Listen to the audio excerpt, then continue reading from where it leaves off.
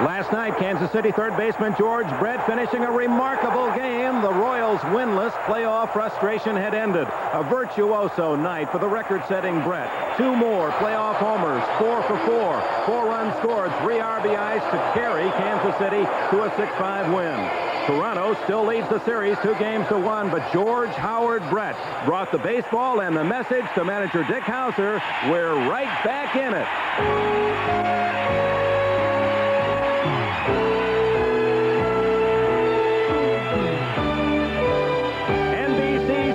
Presents Game 4 of the 1985 American League Championship Series. Tonight from Royal Stadium, it's the Toronto Blue Jays and the Kansas City Royals. Our pregame show is brought to you by IBM and its family of personal printers for the finishing touch. And by GTE, advancing technology in telecommunications and electrical products.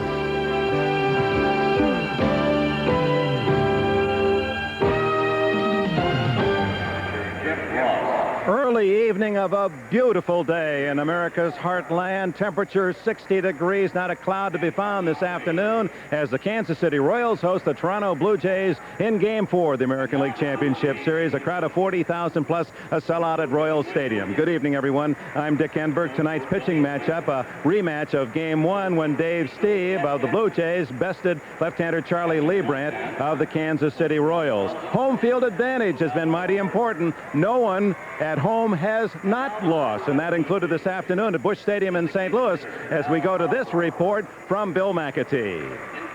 Whitey Herzog seemed to set the tone early. The fire had returned to the Cardinals. In the first, the threat of Vince Coleman's speed produced the first St. Louis run as Bob Welch throws the ball away. The Cardinals went on to get 2 in the first. In the second, again, the Rabbit Coleman was the catalyst. Off first, Mike Scioscia hurries his throw and throws it away. Coleman goes to third, later to score on Willie McGee's single. 3-0 St. Louis, and there would be more. Later in the second, 2 out, the count full to Tommy Herr, who puts the Bob Welch fastball over the wall in right. 4-0 Cardinals. And there was defense to stop a potential Dodger rally in the ninth. Terry Pendleton nails the shot from Candy Maldonado. Pendleton makes the play on Maldonado at first. The Cardinals win Game 3, 4-2. But the Dodgers still lead the series, 2-1. Some 20 years ago, Fred Haney, the former manager at Pittsburgh and Milwaukee, gave me, before my first broadcast, some sage advice. He said, young man, don't tell me what you think it'll do. Just report the ball. Report the ball. Well, if you'd done that last evening, the ball took you right to number 5, George Brett. Leading off, the left fielder, Lonnie Smith. Game 4, American League Championship Series. The Royals host the Toronto Blue Jays, and Rick Dempsey, like a lot of kids around the country today, I wouldn't mind emulating number 5, George Brett. Is he something special? Oh, he is. He's no surprise to me because he's done that against our ball club so many times. He comes from a rare breed like Eddie Murray, a Don Mattingly, or a Dale Murphy. Some hitters like that thrive on the moment. If they come up in a game-winning situation, you know you're in trouble. Okay, George Brett, you're a catcher. What do you think when you hear the name? Well, I really do. I think of the essence of hitting. Here's a hitter with a perfect swing. You don't want this guy to beat you. Last night, that classic swing produced a memorable evening. A perfect 4 for 4. In order, home run, double, home run, single. With the league's second-best batting average on the year and the top slugging percentage, Brett, the heart of the Royals' otherwise tame attack, got Kansas City off to a first-inning lead. After saving a run with a brilliant defensive play, Brett in his second at-bat just missed another homer when he crashed a double off the top of the right field wall, part of his 4 hits, 4 runs, and 3 RBIs. Third at bat, Toronto leading 5-3, right man, right spot, a game-tying home run to the opposite field. Oh my, in baseball language, George Brett is a gamer, a winner. And in his final at bat, leading off the 8th, a pitch out of the strike zone, but Brett golfs a single to set himself aboard eventually to score the winning run. Indeed, a great night for a great player. So George Brett is a problem for the opposition. He can beat you, Rick Dempsey. So I'm going to be George Brett, and you try to pitch to me and get me out. Now, pardon my NBC jacket. That's all right. If you're George Brett, you can hit in a straitjacket. Okay, let's go through those 4 at-bats last night. Right. The first pitch he homered on. The first pitch was down and in. A good low ball hitter like George Brett, that's right in his power zone. All right, and the second time up, he almost homered. Well, it was almost in the same spot, just a little bit farther in on the inside corner. That's in his power zone, too. But, okay, they're pitching him inside. Now they decide to go away, and he hits the ball over the left center They field. finally got tired of pitching him in, figured they could get nowhere, so they decided to go on the outside corner. They didn't quite get it out as far as I thought they really wanted to. They caught more of the middle of the plate. He drove the ball to right center for a home run. And that ball was up a little bit more. And then the last time up, looked like he almost dropped his barrel of the bat into the dirt hitting that one. It wasn't a good pitch, I would say, for George Brett to hit. Not a pitch that he could drive out of the ballpark. But he's trying to pull the ball now. He's 3 for 3 already, and I'm sure with the game tied, he wants to try to hit the ball out of the ballpark. So he's trying to pull a low and away pitch that's probably a little bit off the plate by the time the head of the bat gets to it, and he still pulls the ball in the hole for a base hit. Okay, Rick Dempsey, now you're behind the plate tonight, and you're handling Dave Steve. How do you pitch to me, George Brett, so I don't beat you? Well, if I had to throw him a strike, I'd definitely stay on the outside half of the plate, right definitely on this corner. But if the game was on the line, I definitely wouldn't want to throw him a strike. I'd pitch him out here. If they had pitched him out there last night 4 times like that, they'd have won the game. Well, that responsibility will be up to Dave Steve and his manager, Bobby Cox, and we'll get their feelings when we return to Royal Stadium. Oh, it's a long drive and another line drive to the catcher. Just kidding. A pitching matchup the same as Game 1. Charlie Leibrandt for the Royals and Dave Steve for Toronto. Saw you talking with manager Bobby Cox of the Blue Jays. I asked him before the game if he was going to stay the same way with George Brett as he has been. He said yes. Basically, they're going to try to change speeds, pitch him the same exact way. But so far, he's got 7 out of 12 for hits. And I don't think he could stay the same way. But that's his decision. Bobby Cox also talked with his team earlier today. He had a meeting, and the subject of the meeting was kind of basic. He just wanted them to play the way that they've been playing all year long, not to reflect on Game 3 too much, not to try to do things that they're not capable of doing. Well, Tony Kubek along with Bob Costas standing by for the play-by-play. Right now from Kansas City, Missouri, we go to NBC News.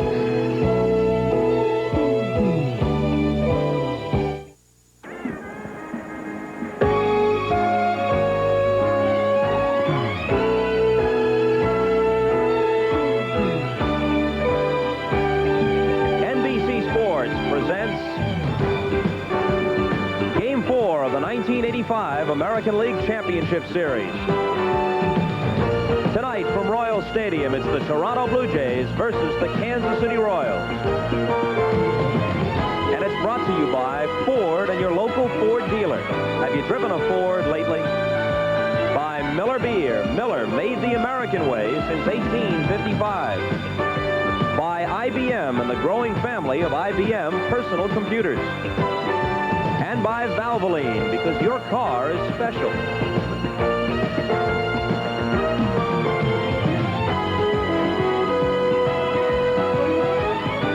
After a rainy Friday night in Kansas City, weather is no concern for Game 4. A beautiful sunny afternoon has given way to a perfect evening for baseball, and the Game 1 starters are set to come back.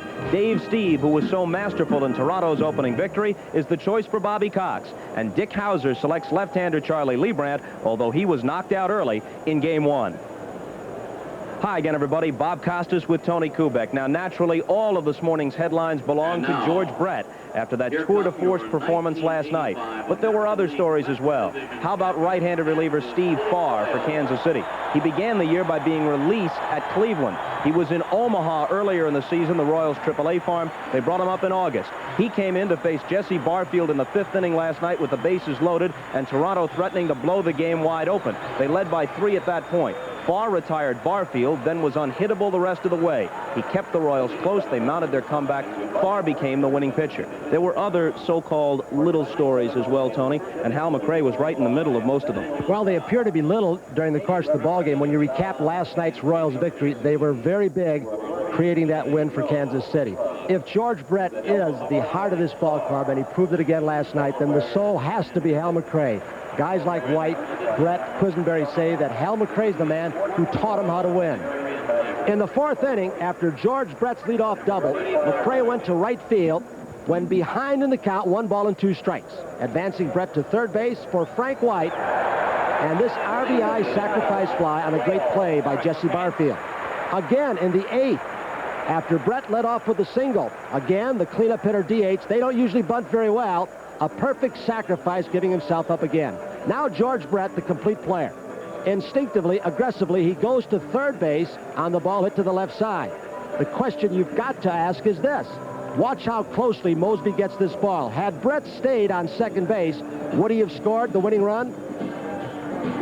So just when it appeared that we'd have to place the Royals on the critical list, suddenly all the vital signs are good. But they must face Dave Stieb tonight. He was simply overpowering in Game 1. He comes back on 3 days rest, something he's done only twice this year. Good move or not. And both times out, he pitched very well. You won't know till Dave Stieb takes them on. If he's throwing a little bit sidearm, he'll throw as hard, but the slider will flatten out. The fastball will not have enough action. If he gives them 7, Tom Hankey's ready if they need him. Something to watch early, and we'll come back with the starting lineups and get things started for Game 4. The Royals and the Blue Jays in just a minute.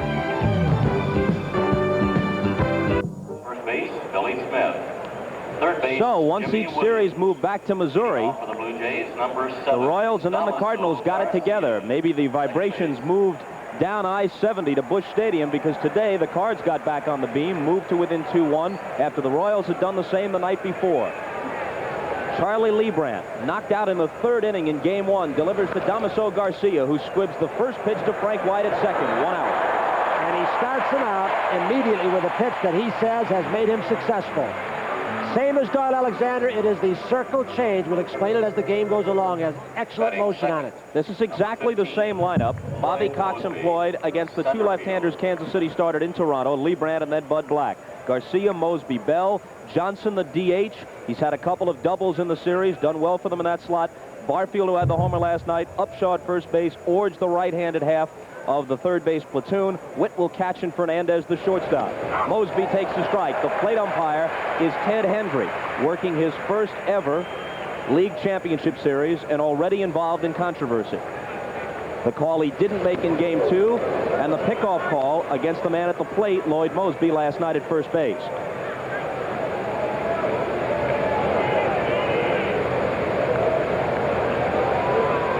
One pitch. Inside. Leibrandt, he calls it a cut fastball. His pitching coach, Gary Blaylock, says it's a true slider. He'll throw an occasional slop curveball, slow curve. Count levels at 2-2 to Mosby. When you look from this angle right here, as Hendry dusts off the front portion of that plate, it is 17 inches wide as you're looking at it, and Leibrandt will use only the outer edge plus the diameter of the ball. If he gets calls in or out, plus the change of speeds, he can be very, very tough.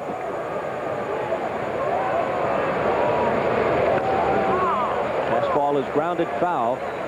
Noting the way Mosby stands in the box, you'd think the book on him would be to pitch him outside. He gives you a lot of the plate. He stands far off it.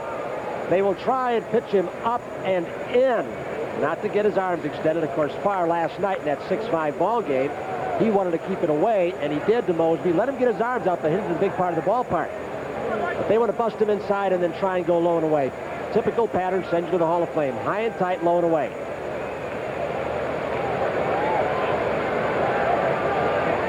Middle relief has been so important in this series. Lamp for the Jays in Game 2. Farr for the Royals last night. Still 2-2.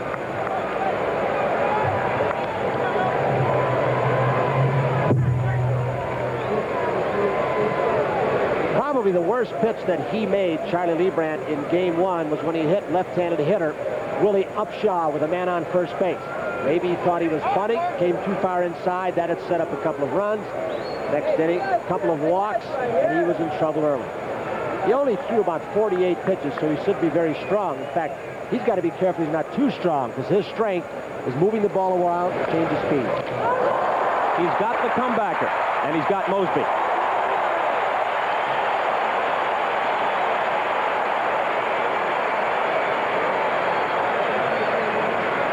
Charlie Leibrandt, 17-9 on the year. That ERA Third. Number was 11. good for second place in the league behind his opponent tonight, Dave Stieb, who was at 2.48. The move to the American League is what revitalized Lee Brandt. He was 16-17 with an ERA of 4.5 lifetime in the National League with the Reds.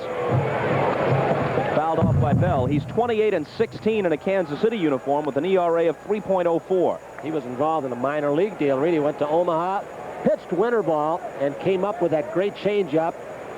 The Toronto Blue Jays who scouted him, the Dave Yoakums et al., they call it a half screwball. Bell at the plate. He was 3 for 4 last night. He has 5 hits, the most of any Toronto player. Well hit to left center field. It chases Wilson back, and on the track, he's got it. Right up against the padding. It's a Charlie Lee Brandt kind of park to pitch at. It is very forgiving to long pitch balls like that. So Bell gives it a ride, but comes up empty, and we're coming right back. The Royals lineup. Lonnie Smith got his first hit of the series last night. He's 1 for 13. Willie Wilson has 6 hits in the series, batting .462. Only George Brett has more, but of course Brett has been in a league by himself with his 7 hits and his .583 batting average in the series. Hal McRae is the DH. Pat Sheridan, against the right-hander, will bat 5th and play right field. Frank White will hit 6th at second base. Steve Balbone's only hit of the series was a little flare, but it won the ball game last night. Jim Sundberg has a double and a homer so far in the series, and Buddy Biancalana starts at shortstop for the 4th consecutive game, although they often hit for him, and then we see Concepcion in the late innings. Defensively, George Bell, Lloyd Mosby, Jesse Barfield. He was magnificent last night. Garth Orge at third today against the left-hander. Mullock sitting on the bench. Tony Fernandez. Damaso Garcia, his range may be cut. He damaged that knee sliding in the third yesterday. Willie Upshaw at first. Ernie Witt behind the plate. He's thrown out 3 of 4 trying to steal in this short series thus far. And Dave Steve with 3 days rest on the mound. There are his figures for the year. Despite being just a game over 500, he led the circuit in earned run average. Last year, he finished second to Mike Boddicker in that department. And in the 80s, the 6 seasons between 1980 and 1985, he has the lowest composite earned run average in the American League at 3.07. He has twice pitched on 3 days rest in 1985. He has a loss and a no decision to show for it, but that might be misleading. One of those outings on 3 days rest came in April against Kansas City. He went the distance and lost the ball game, but gave up only 8 hits and 2 runs in 9 innings of work. Then in August at Minnesota, he pitched 7 innings, allowing only 5 hits, and was involved in a no decision there on 3 days rest. So there's no evidence that his performance has suffered drastically on short rest. Well, he's 1-3 on the year against the Kansas City Royals. That includes the Game 1 victory. Those 3 losses were tough ones. His ERA is around 2 against this ball club, so he has kept his team in the game. The scores in the 3 losses: 2-0, 2-1, 4-2. Up and in to Lonnie Smith. In Game 1, the pitch that was very effective for Steve was a hard overhand curve, something he had not thrown much all season long. He threw some slow curves and the hard slider. Oh, my. That is something that Ernie Witt is going to have to do. Look at Steve. He's glaring in right now at Ted Hendry. Ernie Witt turns on him, and if Ernie Witt doesn't keep him calm, he can fly off the handle in a hurry. So Hendry gets in hot water in the second pitch to Lonnie Smith. There's a strike, 2-1. You will see Dave Steve at times, not as much over the last month of the season, throw the rosin bag down, stalk around the mound.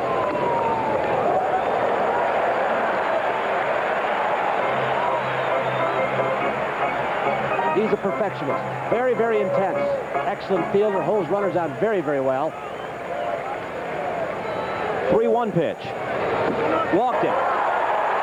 So Lonnie Smith is aboard to start the game. That's the first time that's happened for Kansas City. In fact, something to note, Brett is yet to bat with a man in scoring position. They have not been setting the table for him. We'll see what happens here as Willie Wilson steps in. Well, I think when the Blue Jays came in, Kansas City 2 games up, yeah, they were going to pitch around George Brett. Everybody in the world knew they're supposed to do that. But I think they came in, I don't want to say arrogant, but they said, what the heck? Big ballpark, let him try and hit it. And he did.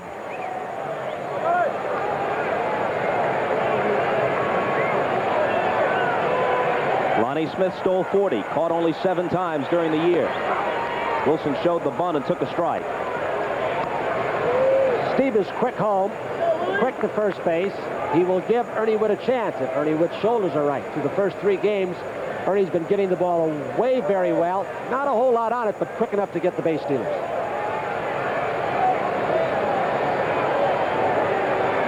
Forge creeping in. Smith bluffs the go. Good bunt by Wilson. And a successful sacrifice. Lonnie Smith was going. Dave Steve quick pitch, and the feet went out from Lonnie Smith. They were skidding. Now here comes Brett. His chapter in the baseball history book is, of course, a work in progress. But let's take a look at what he's got going. He's hitting .583 with a couple of homers and a slugging percentage that's almost stratospheric, 1,300 in this series. He's a .370 career hitter in League Championship Series play. And as long as he doesn't hit the first pitch, we'll show you all the records he holds in playoff competition. This is the first time in 3 ball games he has come up to bat with a man in scoring position.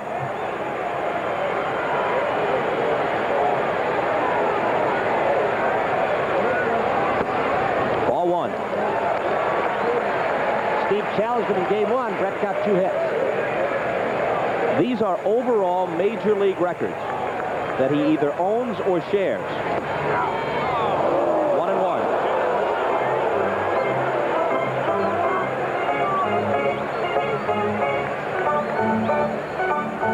The slugging percentage is something, isn't it? Along with all the others. 2-1 the count to him. His 8 home runs ties Steve Garvey for the record in that department. He holds the American League record for most hits in Championship Series play at 34. Overall record, Pete Rose, 48. 3-1. You know, Bob, it's awfully difficult to tell a guy like Dave Steve, who has had inner confidence and arrogance at times, not to throw strikes to a hitter, so he's going to intentionally walk Brett now. Is this extraordinary first inning? An intentional walk? No. Not to him. He is the exception to the rule. Possible double play man now in McCray and then Sheridan. The guy is beating you, and you do not pitch to him. The only time you do is when it's the last of the 9th, and it's a game-winning situation. That intentional walk figure tied Ted Williams' American League record. The overall Major League mark was held by Willie McCovey, who got 45 intentional free passes in his MVP year of 1969 with the Giants. When I said it was extraordinary, I wasn't questioning the strategy. What I merely meant was that you have to have an extraordinary player to see that happen. And that's certainly the case with Brett.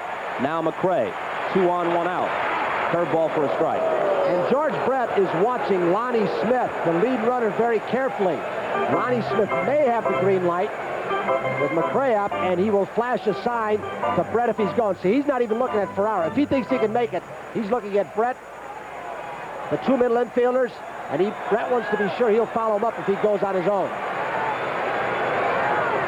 Witt, with 1 out, has a choice. If Lonnie Smith gets too good of a jump, he could go to second to get Brett, if in fact they're moving. Jammed him, and he hits it foul. 0-2.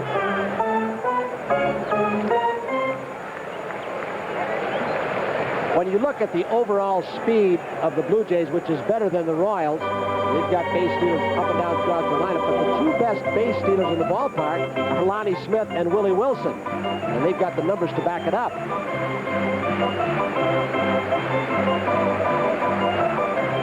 The home team has won every game in each series.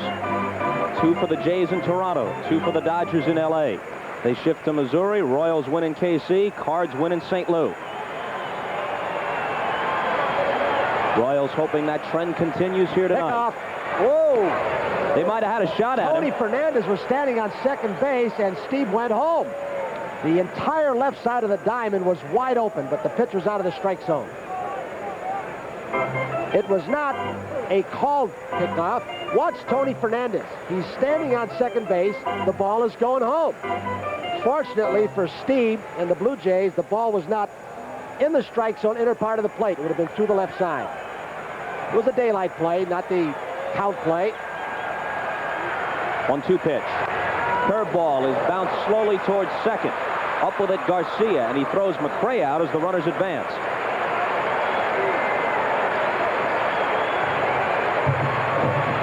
So now it'll be up to Pat Sheridan with runners at second and third. Sheridan, right field. You know, when you start asking a pitcher like Dave, Steve, who off and on can have some control problems, to walk guys intentionally, sometimes you can get him out of his rhythm and groove, and he can't throw strikes where he wants to. Sheridan has had good success against Steve. Nobody has great success.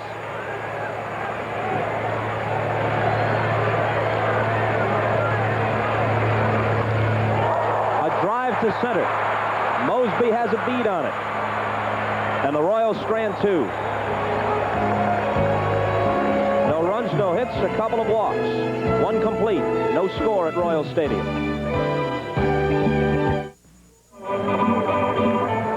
The Royals defense behind Charlie Liebrandt. Remember last night when Lonnie Smith on Garcia's double couldn't get the handle?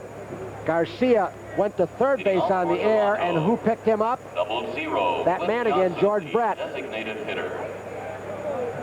Brett played a complete ball game last night, and here's what happened. Mosby, watch Brett. Garcia off third, maybe looked a little too long.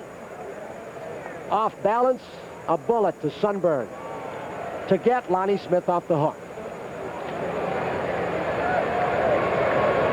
Cliff Johnson, who had only 1 extra base hit in 5 weeks with the Blue Jays after they reacquired him from Texas, has smacked a couple of doubles so far in the series. 2-0. Hitting instructor Cito Gaston does have a game plan, if there is such a thing in baseball, for the right-handed hitters, especially the youngsters like Bell and Barfield, to take that Liebrandt circle change, the semi-screwball, and go the opposite way with it. Liebrandt and Sundberg know that. They run the slider in on the fist, try and break your back. The performance in Game 1 notwithstanding, Liebrandt has been tough on the Blue Jays this year. ERA for the season against them under 2. Record 2-0 during the regular season. Foul back to the screen, 2-2. In League Championship Series play, Liebrandt is now 0-2 lifetime with 1 bad outing, Game 1 of this series, and 1 heartbreaking defeat in Game 3 against the Tigers last year, when he pitched 3-hit ball for 8 innings and lost 1-0, the only run coming in on a ground out early in the game. First, Charlie Liebrandt in his career with Cincinnati, although a brief one, did pitch to the great Johnny Bench, the future Hall of Famer, and he said, although I didn't do that well consistently, he taught me about something, especially that I better come up with an off-speed pitch to control that outer half of the plate to right-handers. The count is full to Johnson, leading off in the second. He thought he had the walk. Come on back, Cliff.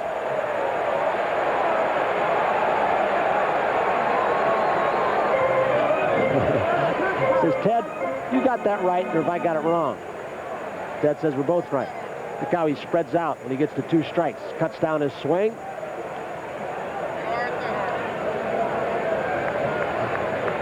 He can't blame the scoreboard. That was right all the way along. So Heathcliff has to go to Hacken again. He's got the walk this time. Big smile as he trots down to first. What else could Jesse Barfield stepping have done last night to help his team win? Went deep to right center a couple of times, rifled a home run to right field. But Brett overshadowed him, and Steve Farr. Is this guy the best defensive right fielder in the American League all around, or just the best throwing arm? Well, I would say you'd have to put this man right here and Dave Winfield on a par. Winfield throws well, runs, gets the ball, hits for power, has speed, drives and runs. But Barfield's just 25. And this is the first year that he has played every day against right and left-handed pitching. He might, in that park up there, someday hit 35, 40 home runs. He hit 27 this year to go with a batting average of 289. Achilles heel, strikes out a lot. 143 Ks. Only Balboni of the Royals fanned more often in the American League. He went down swinging 166 times. 1-2 as he got the inside corner. I think the difference between Barfield and Balboni, you know, they both strike out a lot, but Jesse has thrown 66 bases on balls on the board this year, so his on-base percentage is better. Plus, nobody ever felt that he'd hit almost 290 for a regular season. Sluggers don't usually do that.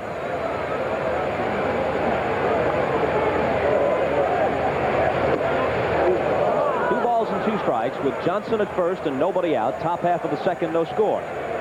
Balboni not holding Cliff Johnson on at all. Nobody out. Jimmy Williams down at third base.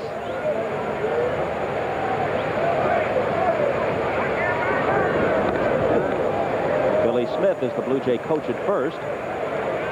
That's an interesting call. You can't roam too far from that bag. Some umpires will call a balk. Used to be you could throw right at the base runner over his head. Got a piece of it, stays alive.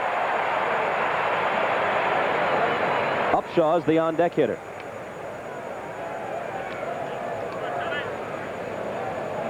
Sundberg regarded as one of the most crafty game callers of all the catchers in the major leagues. Hello. Jim Sundberg, they got him to work with his young pitching staff. Saberhagen, who is okay today, hit off the left heel. A bullet and a fair ball by Brett, extra bases. Cliff Johnson on his way to third. Lonnie Smith fields it cleanly in the corner. Williams stops Johnson, and it's a double for Barfield.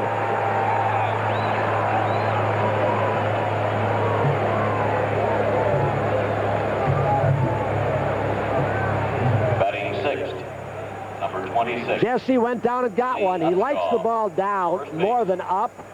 Although if you give him a fastball out over the plate up, he can go the opposite way with it now.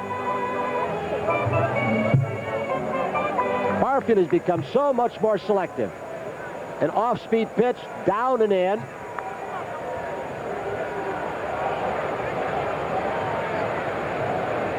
So now the Blue Jays have something shaken in the top of the second. Second and third, nobody out. Infield is back, and Upshaw takes a strike. We had a chance on that ball when it's scooted by Brett. To show you also that that outfield is still very wet, and it will scoop by the outfielders through the gaps especially. Hit softly to left field. Smith is coming in for it. Biancalana back. Lonnie makes the catch. Johnson draws a throw and holds.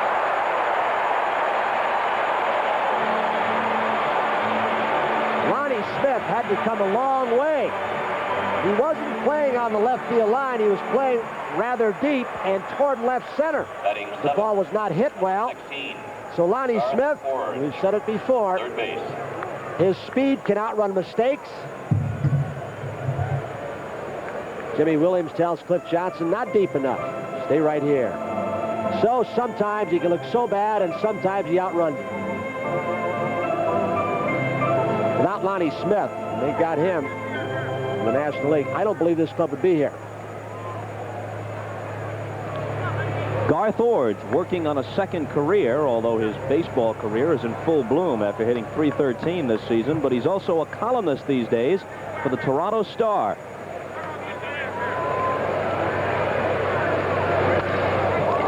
Into center field, Willie Wilson coming on. Too shallow for Johnson to make a move. And the runners remain anchored with two gone. Little turnover fastball. So both Upshaw on a cut fastball. Now Ordge on a little sinking fastball running away. Hit it on the end of the bat and can't drive it deeply enough. If you get it to either left or center, relatively deep, medium, you're going to score on those throwing arms. Some pretty good pitching so far by Lebrand.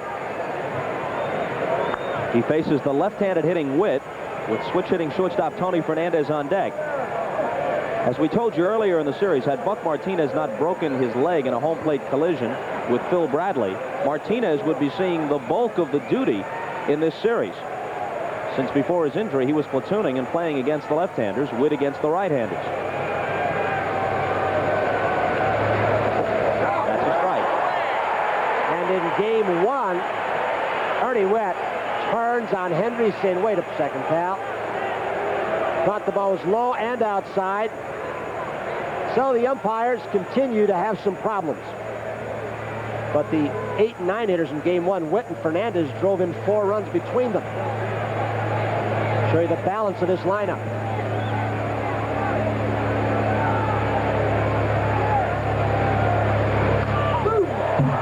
And And Lee Brandt's ahead of Witt 0-2. Despite the short porch in right field at Exhibition Stadium in Toronto, Witt hit 12 of his 19 round trippers away from home, so he's dangerous. A couple things might be going on there in that conversation between Sundberg and Lee Brandt. Just a reminder, yes, I know you're a veteran, Charlie. We don't want to get beat no balls, 2 strikes, get our thoughts together. Plus, with Barfield on second, he might be giving location.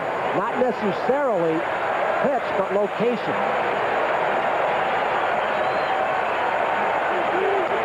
A waste pitch, and Witt wasn't going after it.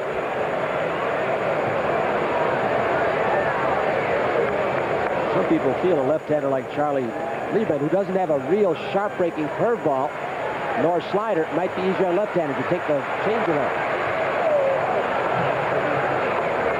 He'd be less likely to throw that circle change, screwball-like action to a left-hander than he will to a right-hander. It's moving into the head of the bat. You can turn on it and pull it. Charlie Lee Brandt was strong both out of the gate and down the stretch. American League Pitcher of the Month for April and September. On the way to an overall record of 17-9. The 1-2 pitch. He got it. He came up with it, and he'll take care of Witt. The Blue Jays had second and third and nobody out, and that's just where they are when the inning ends.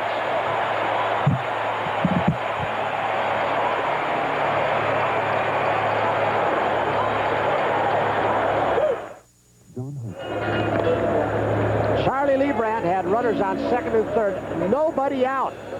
Second and third. Popped up Upshaw. Orange Witt hits it very hard on a little slider, and as soon as Lee Brandt released that ball, he became the 5th infielder. With the glove on that side instead of to the other side, he had a much easier play, and it was a good one. A look at the umpires. Dale Ford on the left field line. Jim Evans in right field. He was behind the plate last night. Dave Phillips, who will work the plate twice in this series if it goes 7, is at third base tonight. Darrell Cousins is at second. Vic Voltaggio at first. Ted Hendry back at the plate. Cousins and Hendry are the newcomers to postseason work as umpires. Vic Voltaggio, 2 arguments at second base yesterday from Wilson and George Bell. Hendry at first base, a heated argument with Mosby and a manager. Hendry was in game 1 at second base, but he couldn't pick up the line drive. Davey Phillips, of course, picked him up in a hurry, made a very decisive call. And the thing about that call, even though the Blue Jays disputed it, no one criticized Phillips, universally regarded as one of the game's best umpires. Curveball for a strike, and that was a beauty from Steve to start Frank White.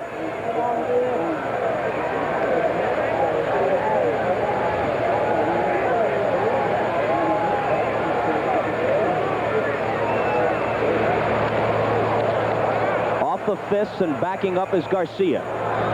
1 out. Steve had some elbow stiffness and tenderness all the middle part of the season.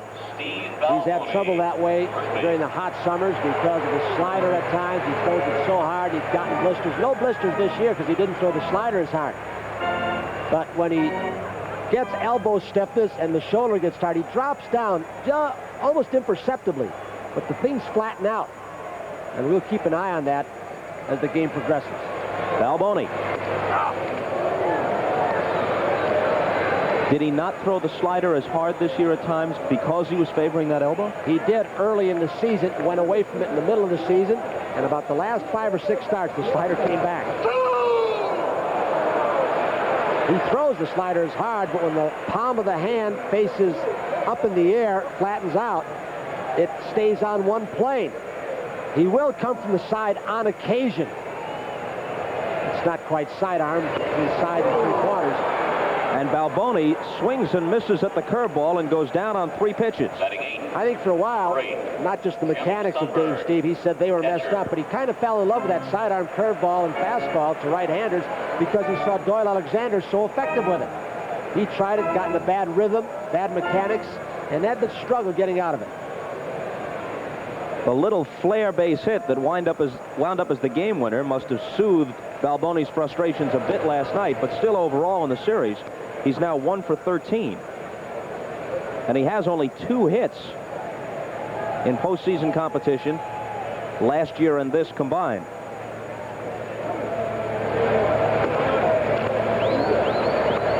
anybody talk today about Sundberg's home run last night, which got them a little bit closer? That's how overshadowed Farr's performance was. Sundberg's. Fastball got the corner, 2-1. Those catchers have to be careful how much they argue when they're at the plate, because they want those calls when they get back behind it. Sundberg's at just 182 in the series, but he had an RBI double in Game 2 at Toronto, and he had the homer that actually began the comeback last night. The Royals had led 2-0, fell behind 5-2, then Sundberg's homer made it 5-3, and Brett's homer eventually tied it. At shortstop, Fernandez, plenty of time with Sundberg running, and it's a 1-2-3 inning for Steve. No score after 2 in Kansas City. Back after this from your local station. Game 4 of the 1985 American League Championship Series is brought to you by RCA, creators of video technology that excites the senses, and by Prestone 2 Antifreeze. America goes with Prestone. Number 1, Tony Fernandez, shortstop. Tony Fernandez will lead it off in the top half of the third for Toronto. Hit .289 during the regular season. Drove in 51 runs, batting primarily in the 9th spot. He was consistent from both sides. Right side, 294. He's the kind of kid who had 300 years in the minor leagues. And if not for playing so hard, Bob, on that artificial surface for 81 games this year, and as hard as he plays, didn't miss a regular season ball game, the duress is such that he had a chance someday perhaps to lead the league if he weren't playing short. That good a hitter? Oh, yeah, he really is. I really think that Fernandez is capable of hitting 320, 325. Of course, with Mattingly, Boggs, and Brett around, I was going to 325 say, isn't going to make it. He's going to have to petition for inclusion in a league that does not include Mattingly, Boggs, Brett. If he moves over to the National League, he's got to contend with McGee and Gwynn and the rest. Leibrandt has helped himself with the glove. Pitchers can no longer help themselves at the plate and with the base running and the little things in that regard in the American League, but they can still do it defensively. During this league championship series, Toronto hit up at Exhibition Stadium. The off day in games 1 and 2. Kansas City hit today and yesterday. Well, they didn't hit yesterday because the cage was closed and it was raining. But they hit today for about a half an hour. A lot of bunting practice. Get ready for the series. The designated hitter is employed in World Series play in even-numbered years and not in odds, so no DH this year. Garcia grounded to second to start the game. He's sneaky when you're looking for that little tailing fastball and change up away. Very easy delivery, and the ball's on you. And his mix of pitches varies from game to game, as most pitchers do. But there will be times when he throws that off-speed pitch 40% of the time. That's in the scouting reports.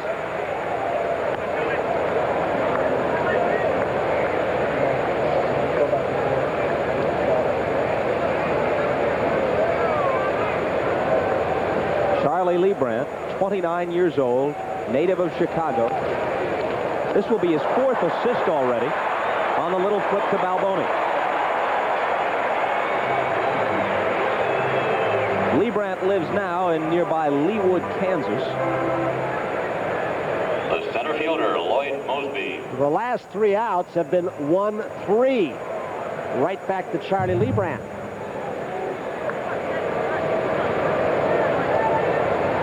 Gary Blaylock. Dick Hauser behind him, got his first postseason win.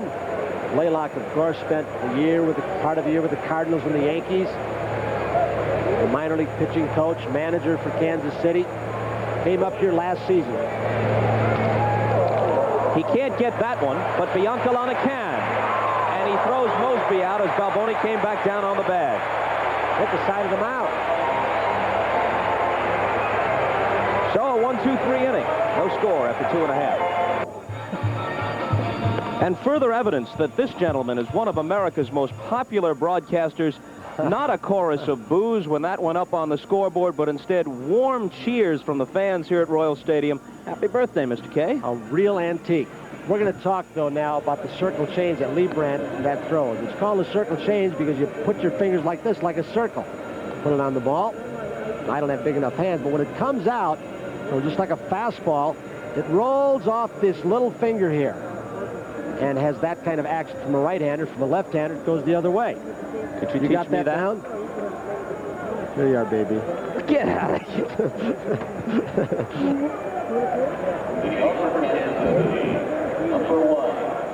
By the way, under the heading of unfinished business, you mentioned that Brett Saberhagen was all right after being hit on the left leg by that liner last night. Another subject involving Saberhagen, his wife Janine, has still not delivered.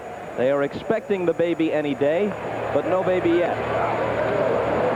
I would assume that Saberhagen's going to be one of the pitchers in Game 7, along, I guess, against Alexander. Biancalana, a ball and a strike to him. And what a day of sports at NBC tomorrow. We got another ball game here. Jimmy Key against Danny Jackson, two left-handers.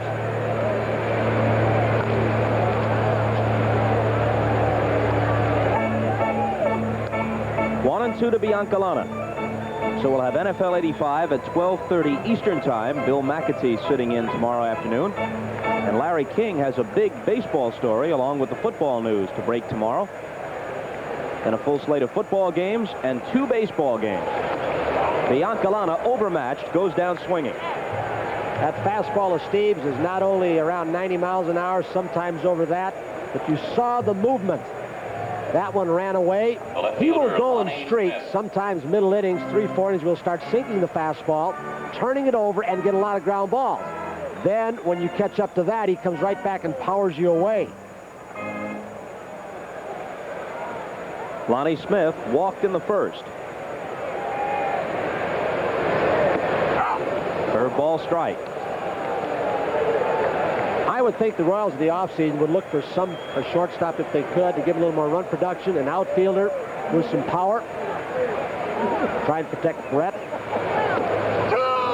It's an interesting possible free agents out. Will it be Kirk Gibson or will he re-sign with the Tigers? I would think they'd almost have to. This is one place he's indicated he might like to come to.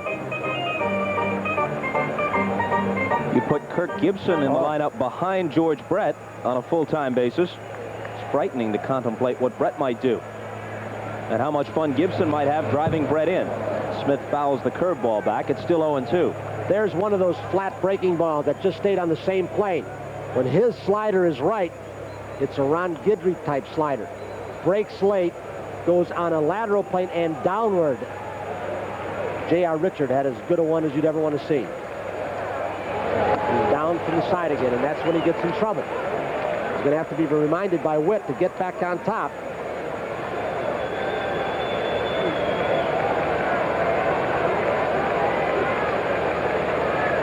One-two pitch. Curveball hit well into left center field. Not that well. Coming on Mosby and Bell. They collide, and George holds the ball. It fooled me off the bat. I thought Lonnie got a better piece of it, but he must have gotten it off the end of the stick. And Mosby and Bell collide, and Mosby gets much the worst of it as Bell holds the ball. Kenny Carson, the head trainer, will come out as Tony Fernandez comes out. A collision. Don't know for certain, but he might have gotten kicked and just gotten the wind knocked out of him. During the end of the season, there was a real bad collision between Fernandez and Bell that they thought both were going to be lost for a long while. Carson just trying to get the win back for Mosby, we hope. A burst of cheers went up, and it does almost every time with a big crowd in postseason play, and I don't believe that Mosby and Bell heard each other communicating. Center fielder usually the one who yells. Left fielder or right fielder keep coming until they hear the center fielder, but they couldn't hear each other. Out Bobby Cox will come now. He got this Blue Jays team close last year at times, although they lost it to the Detroit Tigers. They won 99 ball games this year right now. With a 2-1 lead over the Royals. He's worried more about Mosby, and he appears to just have the wind knocked out of him. But he's still shaking. He's not, he doesn't have that equilibrium back just yet. Smelling salts. Talking about Mosby, about 195. Bell, probably 185, 187, and they hit not at full speed. Like the lower part of the body got him. Wow. Bell looked like he got the worst of it, didn't he?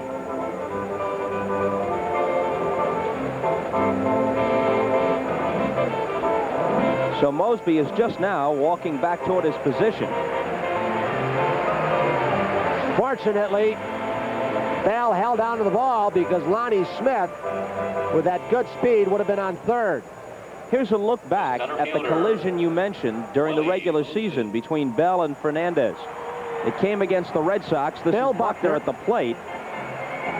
Roll it, boys. And watch how George Bell clotheslines Tony Fernandez. Whoa. You're talking about something that scared a lot of Blue Jay fans and ownership. Bell missed the next day. Fernandez played. Fernandez never missed a game all year. Wilson. That's out of play down the left field line. They're not trying to pitch Willie Wilson out over the plate. They want to bust him inside. He had a pitch that he could slap by Garth Ord because he was playing very shallow at third.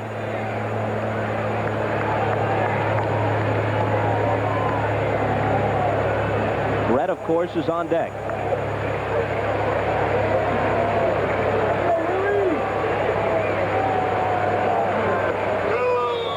All strike 0-2. You know, one of the scouts, Moose Johnson, was with the Phillies when the Phillies blew Wilson away in that World Series. And he had a scouting report to pitch him right in there. He broke his back. Upshaw fields it. Steve covers. They didn't get him. He missed the bat. Steve is going to say he caught the corner. He'll bring Bobby Cox out. So, the umpires, right in the middle of it one more time. Steve ordinarily does not get over as slowly as he did. He started after the ball off the bat. Steve insists he caught the corner. Voltaggio, who had 2 arguments at second base yesterday, says, you didn't get it, and there's a base stealer on now. But he probably won't steal because they'll then for sure walk Brett again. They may anyway with him on base in the ball game that's scoreless. Well, they're not going to give him an intentional walk as long as Wilson's at first. Well, not intentional, but I'll tell you what. Could be one of those where it's not scored intentional, but they're just not going to throw him a strike. This is about as hot as I've seen Bobby Cox in a long, long time. Even in the middle of what we thought would turn into quite a rhubarb after the disputed catch or no catch by Mosby in Game 2, Cox was very, very calm, very restrained. Dave Steve does not usually get over this slowly. He got the corner, but I think Willie Wilson had the bag before he hit the corner as the foot slipped. We'll show you another angle. Batting for Kansas City, the third base. Still not on the... Brett. The one first angle appeared that the foot hit the dirt. Wilson's foot hits the bag. Watch this.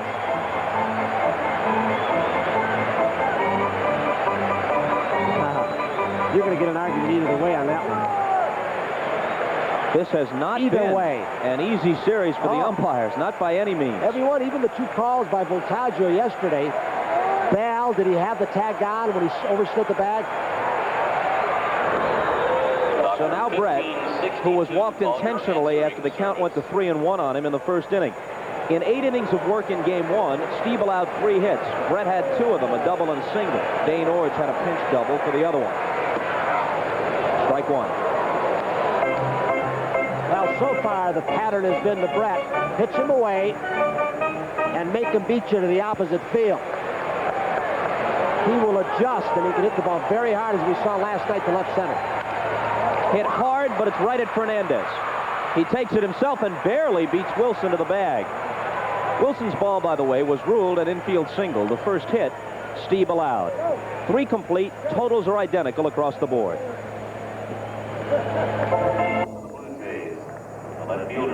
You couldn't ask for a more beautiful evening for Game 4 of the American League Championship Series. This obviously proves nothing, and yet it is a statistical oddity. The Western Division representative in the American League playoffs hasn't won the 4th game of a league championship series since the Royals beat the Yankees in Game 4 in 1976. Doug Bird was the winner in relief over Catfish Hunter, although the Yankees came back and won Game 5 and went on to the World Series on the Chris Chambliss home. I find that pertinent to tonight's ball game. Why? Well, qualifying, did you say? Bell crushed one to deep center in the 1st inning, and Wilson hauled it in a step shy of the fence. Leibrandt took a little off. Bell had a mighty swing, 2-1. He did a lot of that in September when he had a bad month after he hit those 3 monster home runs in Comiskey Park. In fact, he was in that stretch when he hit 4 consecutive home runs in 4 games, which is a club record. He's been uppercutting, swinging too hard. Cito Gaston said, hey, cut it down, man. Go the opposite way once in a while. Don't try and pull everything.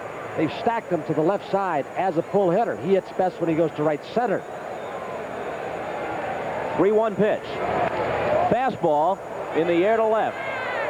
Smith trots in and has it. When Leibrandt's going to do it, it's such fun to watch, like watching a Catfish Hunter, a Whitey Ford. The designated hitter. Tom Seaver, now that he's no longer a sheer power pitcher, change speeds, hit the guy in the end, hit him on the fist, get him out in front, get lazy fly balls. He's in a groove thus far. He disproves how much a radar gun means. You know, he pitched 8 complete games this year, and prior to this season, he hadn't pitched one since 1981. He gets stronger all of a sudden. He has come up with that pitch in winter baseball. That little circle change, and the fastball looks that much faster. Of course, he's had to refine his control, too, which is, in most cases, right on the edges. 1-1 to Cliff Johnson.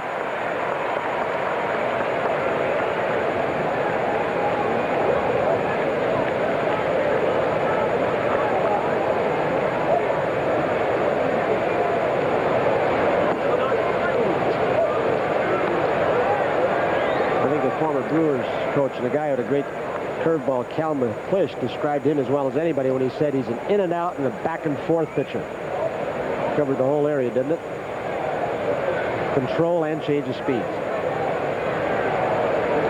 The 2-1 on the inside corner, even though Johnson pulled away. And Cliff is not one to hide his emotions. He will show you disgust about as well as anybody. This may not all be Ted Hendry, and he is. There's the emotions involved in League Championship Series play, of course, and they've been riding a roller coaster over the last couple of ball games up in Toronto and here. He distorts your strike zone. You're looking away, Sundberg sets up inside. You're looking inside, he sets up outside, and you don't know where the strike zone is. Hit on his fist, and he grounded it foul. Describing Leibrandt, as you did, quoting Cal McClish, up and down, in and out, change of speeds. Would you say there's any similarity between Leibrandt and tomorrow's Cardinal starter, John Tudor? I think Tudor throws harder, and he has that little screwball, too, that he's come up with. I don't know if it's a circle change, but they tell me Tudor has thrown some ball games where he throws almost all fastballs and changes speeds off it. Oh, it's been great. High fastball runs the count out full. Well, Tudor, who lost Game 1 to Valenzuela, despite the fact that he pitched well, will go against Jerry Royce as the Cards try to get even. That's part of the big sports day tomorrow on NBC. Opens with football, afternoon baseball, late afternoon here, and then out to Busch Stadium with a night game. Look out! Long one off Cliff Johnson's bat, and on the track it's Lonnie Smith. Well, I think that ball right there disproves the theory of people say the ball is deadened by wet, moist air. Wet air, as we had last night, is actually lighter. Right fielder, Jesse. And last night, that ball might have caught the seats, even though it got up on the fists a little bit. Tonight, a little drier out, and the ball doesn't go.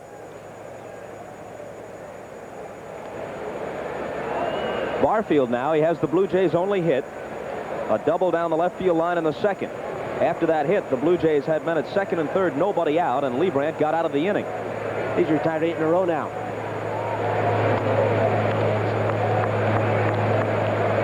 He learned something when Barfield rifled the low pitch in the left field corner. Went upstairs in the first pitch.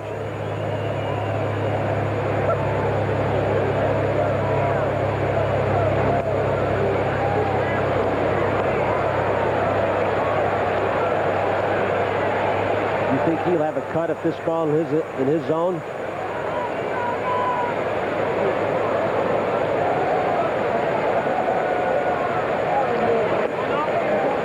Well, he came with the breaking pitch and missed 3-0. I don't think there's a manager in the major leagues that lets hitters throughout his lineup hit more often 3-0 than Bobby Cox.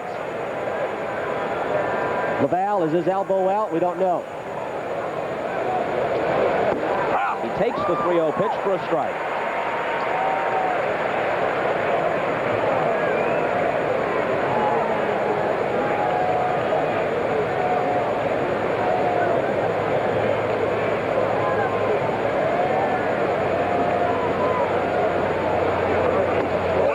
Fastball on the corner, 3-2.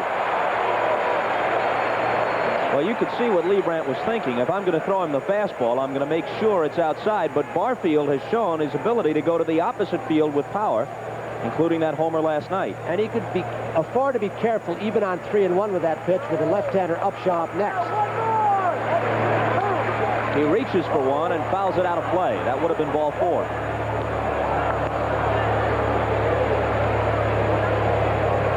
Barfield gets in these streaks where he takes too many pitches. He's got to be reminded by the hitting coach and Bobby Cox, be aggressive. Sometimes he gets ahead and he's looking for a ball in the area the size of a teacup. And if it's not right there, he doesn't swing at it, loses aggressiveness.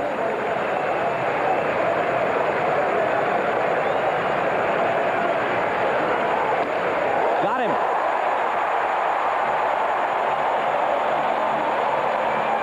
It's the first strikeout for Lee Brandt, who has yielded but one hit through 4 innings of work.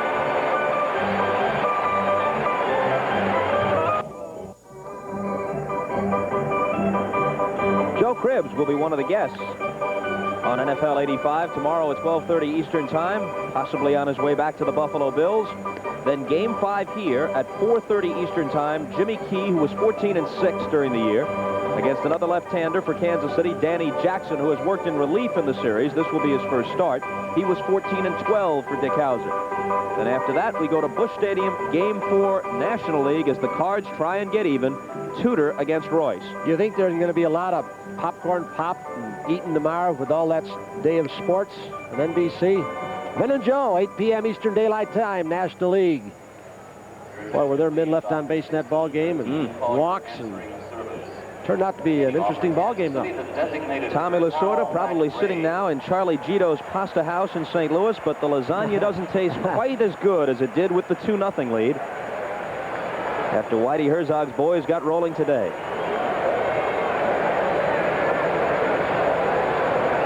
Hal McRae still has not taken batting practice because of that pulled muscle in his side.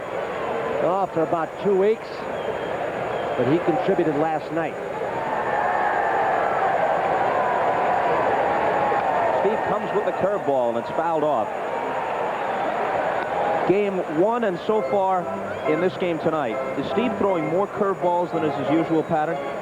He goes in streaks. Ernie Witt will not allow him to get in a one-pitching pattern, all fastballs. He wants him to move around. Dave's the kind of guy who can get away with just his raw stuff, say with his fastball right down the middle, and it runs all over the place, so he doesn't have to hit the corners. Drops down a little bit like he just did. The slider is so hard, and he throws sometimes a curveball so hard from the side that will buckle the knees of a lot of right-handed hitters and good ones. When he falls in love with it, he gets in trouble. We said it in Game 1. Over in the National League, a guy like Gooden, and there may be a few others. Gooden's certainly in a league by himself. But in the American League, many people think, if pressed for a choice, that Dave Steve has the best stuff in the league. The thing that's difficult to figure out how, with that stuff, leading the league in ERA, he could be just 14-13 in the regular season. There's the curveball. And it got McRae looking. You can hear McRae all the way up here.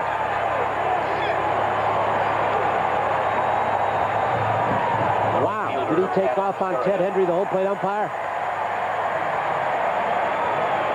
It was a very hard curveball. Perhaps a slider. From that angle, it looked like it was right down the middle. So perhaps it's just a little bit of psychology to try and shake up Ted Hendry, because it looked like an outstanding pitch. if it was psychology, McRae's continuing the act all the way into the dugout. He looks like he's steamed to me. Third strikeout for Steve. Sheridan flied to center to end the first. And Steve's ahead of him 0-2. Well, the pitcher's duel we expected in game 1 and never developed may be shaping up here. Steve did his part in the opener, but Liebrandt was gone in the 3rd inning. Toronto won it 6-1. Goose eggs so far tonight. There's a waste pitch that had absolutely no purpose. Why? Because it was so far out of the zone that... What did he accomplish? Can he come in now? Stayed out there. So you're saying if you're going to waste one, make it look good enough that there's at least a temptation. Yeah, curveball down if you can control the curveball, a slider, down and in off the plate, a fastball up and in. 2-2 pitch. Curveball got him. It's kind of situation where, and I'm not one to tell Steve about a pitcher earning with the catch. Heck, why not go after him with the curveball he's pitching with 3 days rest? Try and get him with the blow the weight without wasting 2. So far, in the playoffs at least, Steve can have a very terse answer. Look at the results. Not much to quarrel with. He doesn't have as much tension in his face today as he did after all those postseason losses. But he also knows that whatever momentum they picked up last night, and momentum is usually a word that is misapplied when you talk about a game like baseball, but I think it did apply last night. Such an emotional, dramatic win. That momentum can be quickly squelched when you face Steve and he has his good stuff. And I think so far we've seen it in this packed house crowd. They really, a lot of them were here last night and saw what George Brett did. They were so charged up, it was a relief to go home and get some sleep, but they're not into the ball game yet, but it's a great pitcher's duel. They arrived psyched, and so far, Steve has quieted them. But Liebrandt, in his fashion, has been every bit as good for the Royals. Each club with 1 hit. Check swing, Upshaw. Steve covers, and again he retires them in order. He did a Pete Rose who spiked the ball and booed him. We'll be right back after these messages from your local station.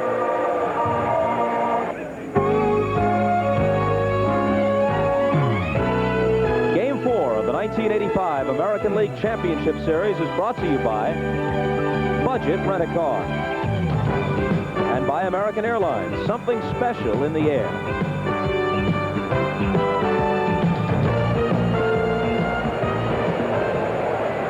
We go to the 5th. Scoreless duel thus far, Liebrandt and Steve. Upshaw, Garth Orge, and Ernie Witt do for the Blue Jays.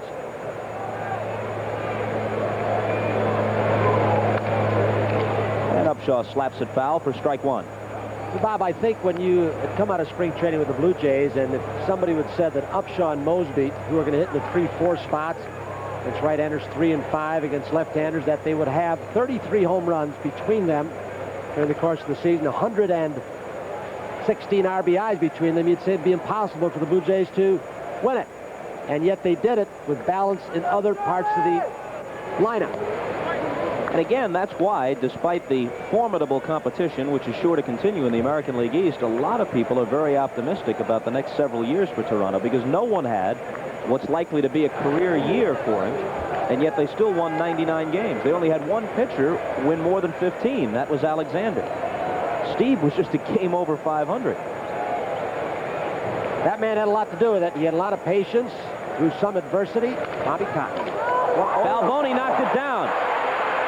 And Liebrandt beat Upshaw to the bag. So Balboni, who has a couple of errors in the series, comes up with a good defensive play there. And I tell you, that one was scorched by Upshaw. He has good hands, although on that pickoff up in Exhibition Stadium, the ball got by him. But the way he stretches, he has saved errors for the left side of the infield, and George Brett will tell you that. This ball has got single for sure, and if it curls around Balboni into that corner, perhaps double.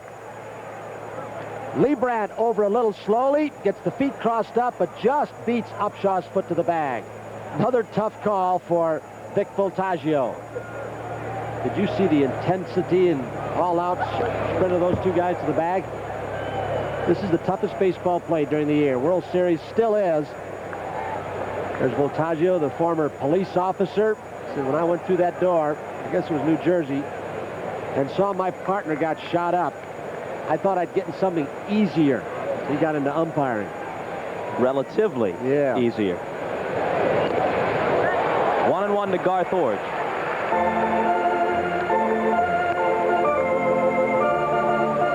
Nice knockdown by Balboni. Barely again. Bang, bang.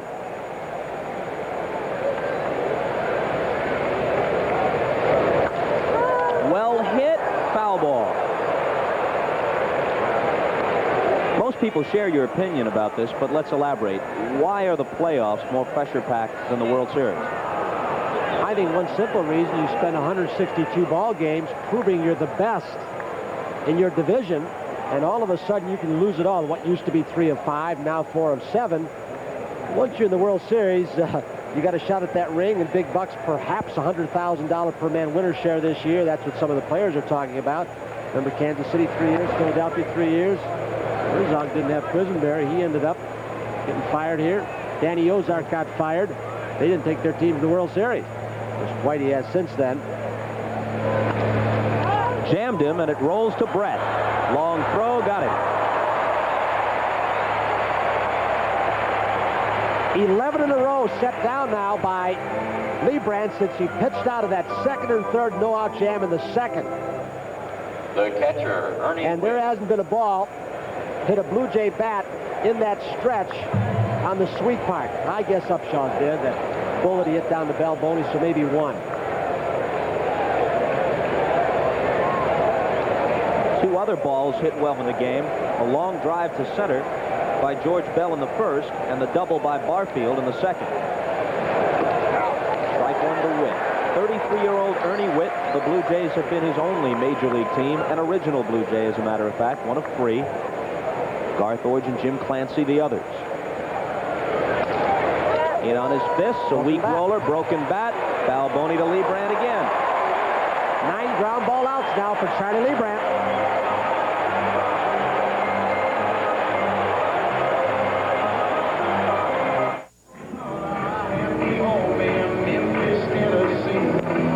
Royal Stadium on a gorgeous October night. No score as we move to the bottom of the 5th. Balboni, Sundberg, and Biancalana, the bottom of the order, due for Kansas City.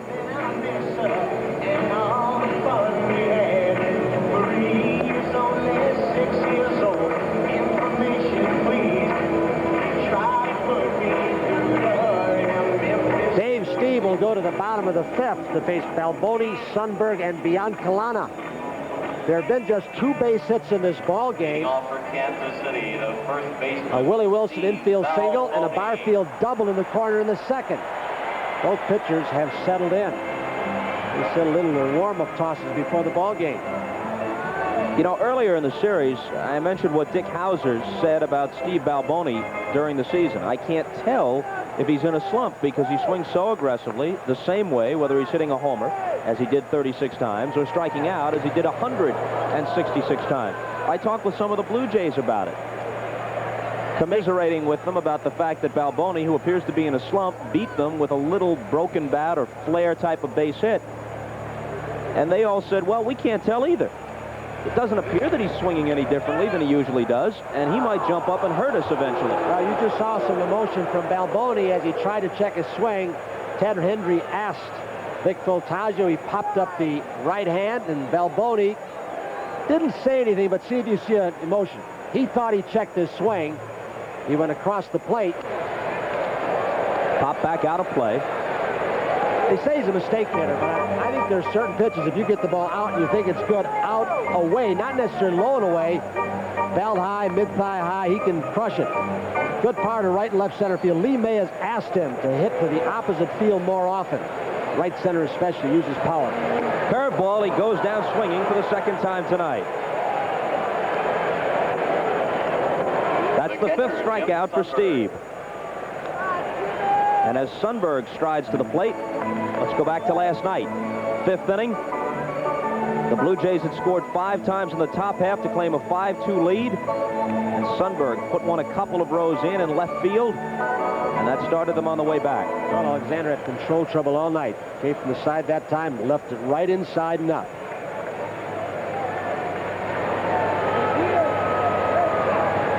Sundberg hit .245 on the year with 10 homers.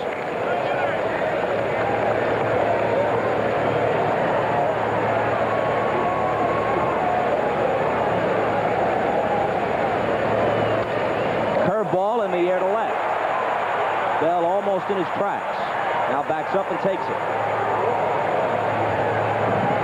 When Steve is in the kind of groove he is right now, throwing the ball hard and with a very crisp slider outside part of the plate, against right-handers anyway, it changes the defensive alignment. They can play most of the hitters toward right field.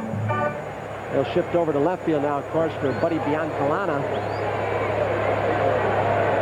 And Orge, as you see, creeping in, guarding against the possibility of a bunt. Fouled out of play. Bobby Cox said after game 1 that he considered yanking Dave Steve at the end of the 7th inning.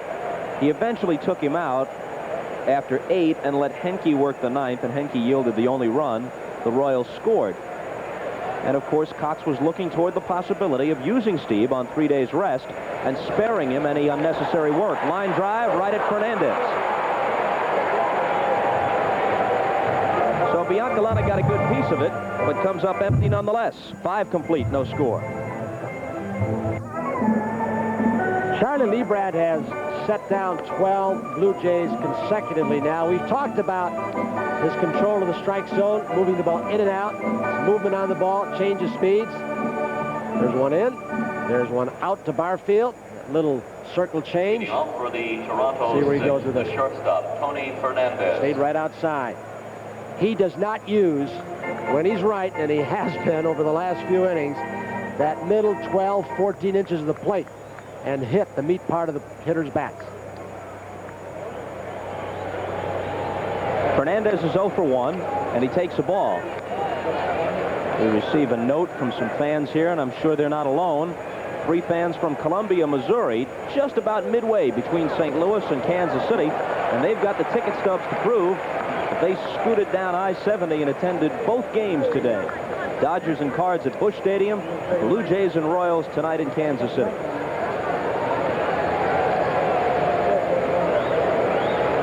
And they've got their fingers crossed for that I-70 World Series there's been so much talk about in these parts. Which game do they say they're going to choose tomorrow? Stay here, or are they going to try it again? They couldn't make that, could they? Well, the games are back-to-back. They had a little bit of time to play with today. Tomorrow, they're in trouble. Well, if they're serious fans, they'll charter a jet. 2-2.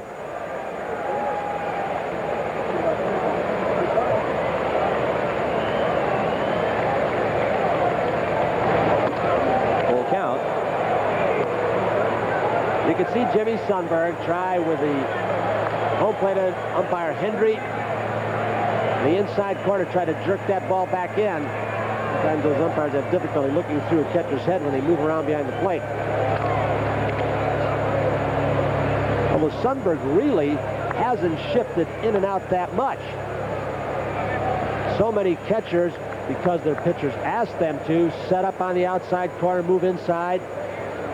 Tom Seaver, one of those who likes his catcher to square up right behind home plate. He throws for the left and right shoulders and the knee guards on each foot. Sundberg seems to be catching Leibrandt that way. Stay right squared up. Still a full count. Top of the order with Garcia and Mosby next.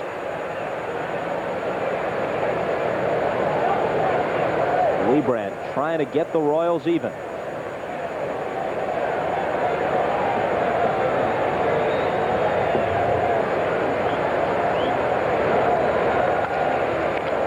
White at second base. Takes care of Fernandez. Again, we remind our viewers we'll select the NBC Light Beer from Miller Player of the Game at the conclusion of the contest. And right now, the 2 pitchers have the inside track. 13 in a row set down now. by Lee Brandt. He's gotten 10 ground ball outs. He's making it look easy. Jim Sunburn's sitting back there like he's in a rocking chair. Just put the number down, put the target up, and let the defense do the job. Player of the game didn't seem like a sufficient accolade for George Brett last night, did it?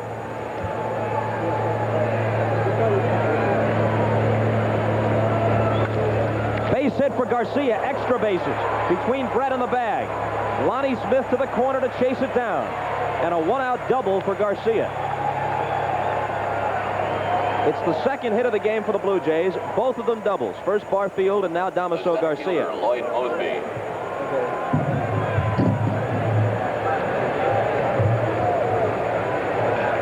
It was almost like Garcia was decoying, wasn't it? The first pitch from Lee Brandt, he stood there, had no intentions of swinging.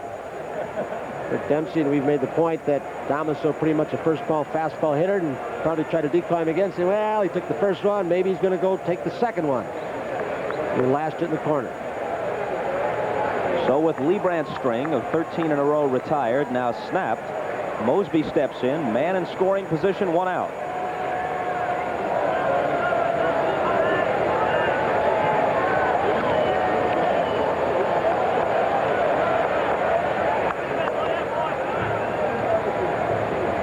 You wonder if Charlie Lee Brandt's pitching today, feeling that the Blue Jays this time around may be looking for more off-speed pitches. He threw quite a few earlier in the ball game, the first couple of innings. Now it's been pretty much hard stuff. Changed his pitching pattern a little. Outside and low, 1-1.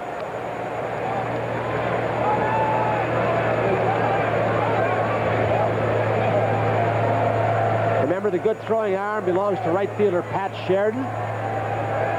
Wilson and Lonnie Smith in center and left can be run on.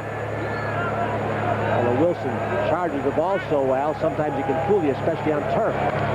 Line drive caught by Biancalana, and Garcia is in no man's land. Unassisted double play by Buddy Biancalana. Not good base running. It was crushed, but Bell, the right-hander's up next.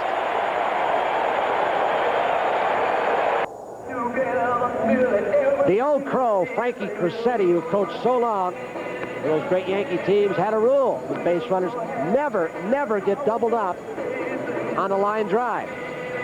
He said, I don't care if it's back to the pitcher. And if that ball does drop, there's the man who made the play, Buddy Biancalana, moving slightly to his left. The ball gets by, hits the ground, he's going to score anyway. If he's standing on the bag, he's in scoring position for George Bell, who was scheduled to hit. You don't have to tell Damaso Garcia that he made a mistake. He knew it. Not only is Royal Stadium a beautiful ballpark, but an excellent selection of between-innings music. Manfred Mann singing Do-Wah-Diddy, Diddy-Dum, Diddy-Do as we move to the bottom of the sixth. Played all the time. Top of the order, Smith, Wilson, and Brett.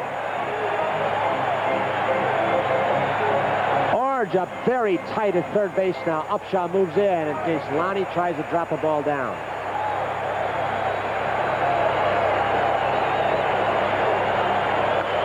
Line drive foul. Steve hung a curveball. It was just far enough inside that Lonnie Smith, to hit it hard, had to pull it foul. He tried to steer it fair, he would have jammed himself. Watch where this rolls and just stays right there. Just below the belt, inside corner.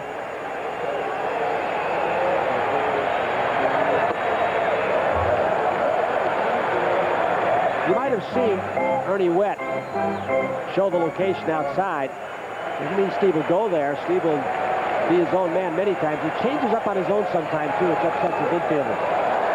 You can see Ernie Wett right there. Before he threw the ball back, say you're pushing the ball. Get back on top. A reminder to Steve in case he couldn't feel it himself. He has been a real workhorse, Witt, since Martinez went down.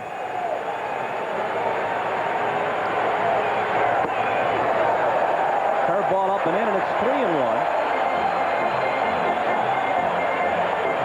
Steve's most difficult inning was the first, which he began by walking Lonnie Smith. Eventually, he walked Brett intentionally, but he stranded two and got out of the inning. And he walks Smith to open the 6th. Well, I would think Willie Wilson in this scoreless ball game with Lonnie Smith, who already tried to steal a base. The wheels spun on the dirt as Steve Quick pitched. He couldn't go, but Wilson's got to give him a chance to go. Or will he be buttoned? Why would he, though, with Brett up next when they'd walk him anyway? Orange is way tight at third base. He's got to give Lonnie Smith a pitch or two to get in scoring position. As well as Lee Brandt has pitched, the Blue Jays have hit some balls hard against him. Ball 1 to Wilson, and Smith wasn't going.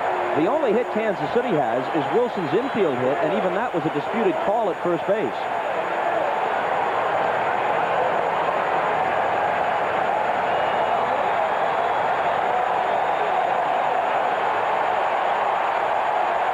Not going again, swing and a miss. Steve Slyer, you can see Dave Steve now, when he starts exercising the elbow, Mike Ferraro flashing signs to Smith and Wilson at the plate. When Steve starts walking off the mound and jiggling that elbow out, it's an indication that his elbow's stiffening up. There he goes. Line drive right through the vacated spot, although it probably would have been a hit anyway. Smith heads for third. Runners at the corners with nobody out. Hit too high to be caught, regardless of where Fernandez had been positioned. It would have been close, but perfectly executed hit and run.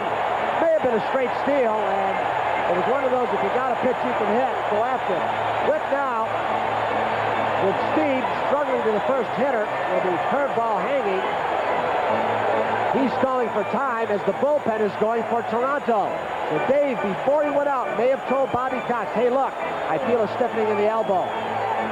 There is Jim Acker. And Lamb pitched well again yesterday, perhaps not available. The third baseman, George Brett. You know, all the words of praise that come out of the press box are one thing, but what means most to a ball player is what his peers have to say about it. Last night, Dane Orge said this about George Brett as Bobby Cox walks out to confer with Steve. Orge said of Brett, he doesn't rise to occasions. He's always in a class by himself. And Dan Quisenberry said, look, he's the franchise. Without George, what the rest of us do doesn't really much matter.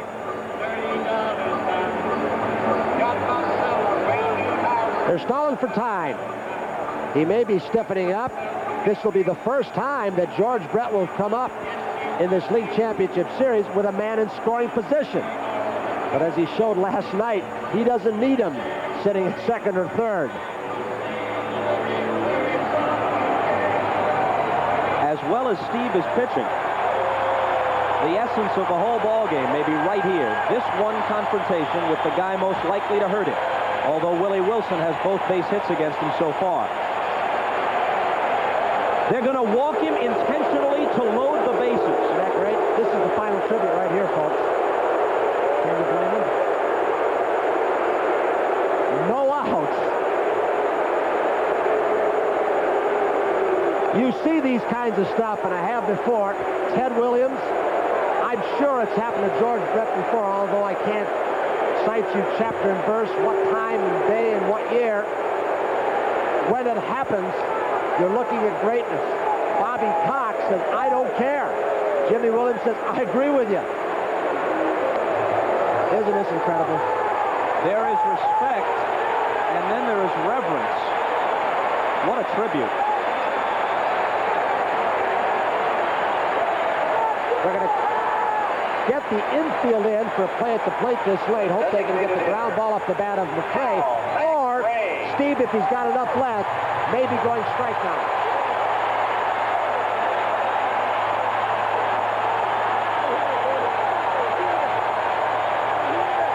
Everybody on their feet at Royal Stadium. The old pro Hal McCray. Curveball fouled away. And it was up in the strike zone, a curveball that was not a good pitch. The Royals' surge late in the year almost coincided with McCray becoming their everyday DH. When he assumed that role on a full-time basis on July 21st, he averaged about an RBI a game for almost 2 months after that. Steve is taking a lot of time. He stood on the dirt portion in front of the rubber, stalled for time. He is stiffening up, folks, and he asked for a new ball. He's buying time. Steve on 3 days rest, and with 3 base runners to worry about. That's strike 2.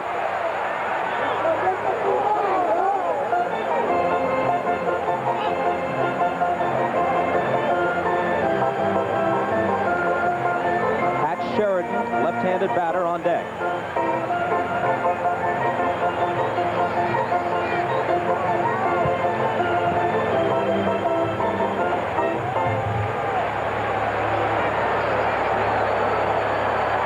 He wants another ball. This is not necessarily that he doesn't like the seams. Sometimes it is. He wants higher seams. Now he wants to talk to Ernie Witt. He may not just be stiffening up. He wants a different ball. You think Ted Hendry did what they used to do to Jim Palmer and throw somebody back? Put the same ball in their pocket, put the ball in the pocket, take the same one out? I don't think he'd do in this situation, would you, Ted Hendry? He's just buying time. Now Bill Caudle on the right has joined Jim Acker, who should be loose. Early in the game, we clocked Steve's fastball at 92 to 93. This past half inning, 88-89.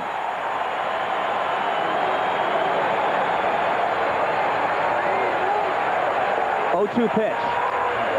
Wow. McRae, what is he saying? That ball nicked his helmet? He's saying it nicked the bill of his helmet. That was close. He was diving into the ball, going the other way. He almost got it. Not an easy play for the catcher either. Ernie Witt had to reach back there. Here it is from low home. Look at McCray smile after that. Curveball misses, 2-2. He actually tried to get hit by that ball. Did you see him dive into it and turn his shoulder? He'll take anything you give him.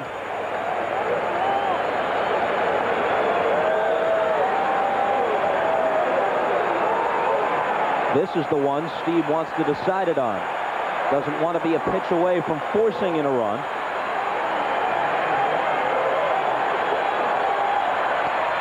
But he is.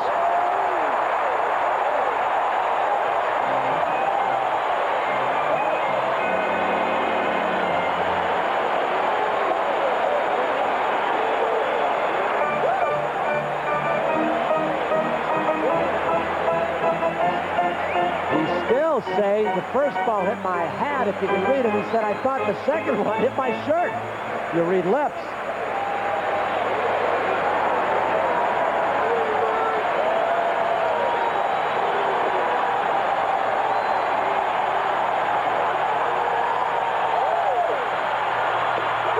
Walks in the first run.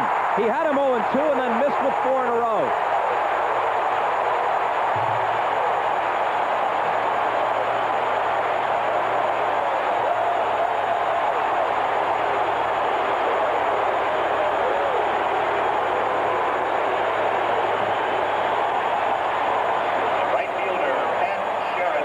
Well, in light of what Brett has done, Bobby Cox's move might have seemed logical.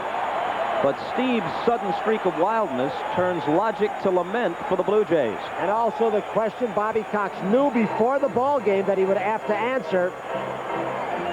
Did he do the right thing in pitching Steve with 3 days rest? He knew it. He knew he was subjecting himself to second guessing. He'd use Clancy in relief. Some thought if he had the lead 2-1, but he conferred with Steve after he threw yesterday. Before the ball game, Steve said, I'm okay.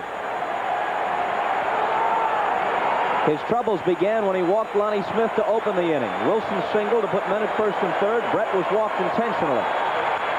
Sheridan swings on the first one and pops it up. The infield fly rule will be called. Garth Orge catches it near the mound. That's the first out. Steve didn't have a whole lot on that pitch either. Not that crisp fastball. He threw the ball down to a pretty good low ball hitter, Sheridan, and he got away with it. Now he goes with a Rosenbach, banging it around, trying to psych himself up. That's why the opposition gets mad at him at times. After the intentional walk to Brett, the quite unintentional walk to McRae forces in what is so far the game's only run. So 3 walks in the inning.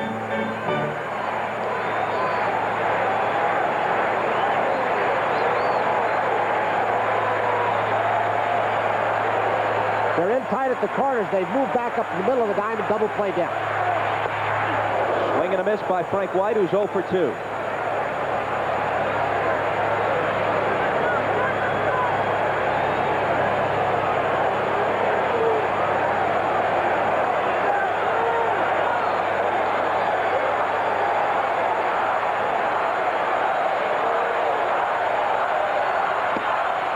A ball and a strike.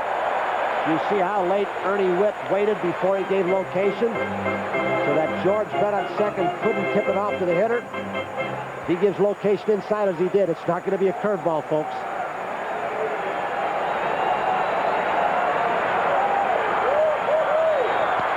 Curveball hit to Fernandez. They might get out of it. To Garcia, low throw, got it anyway. Upshaw scooped it up. So it could have been a whole lot worse for Toronto. The 6-4-3 double play limits the damage to a single run. And we'll be right back after these messages from your local station. Leading off for the Ernie Witt, Dave, Steve, Rick Leach. Talking a little strategy. Steve apparently okay now. Well, the final tribute, walking George Brett. And runners on first and third. And Bobby Cox, I'm sure his philosophy was just this. There he is. That perhaps we can get out of this with 1, at most 2 runs. He got out with 1, but if we pitch to Brett, it could be 3, maybe 2. What a job of pitching by Dave Steve. Leach, whom you saw a moment ago in the Blue Jay dugout, is not eligible for postseason play. He came up after September 1st. He had been at Syracuse.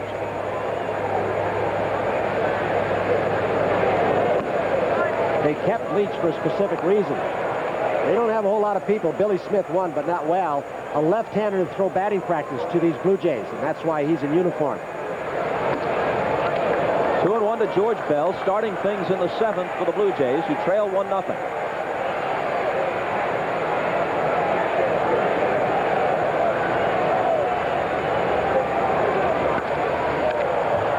In the air to shallow right, it's Sheridan. And it's 1 out. Lee Brandt even makes good pitches when he's behind in the count. 2-1. He ran a fastball in on the fist and up to George Bell, right where you want to pitch him. Boy, that's confidence in your control, isn't it?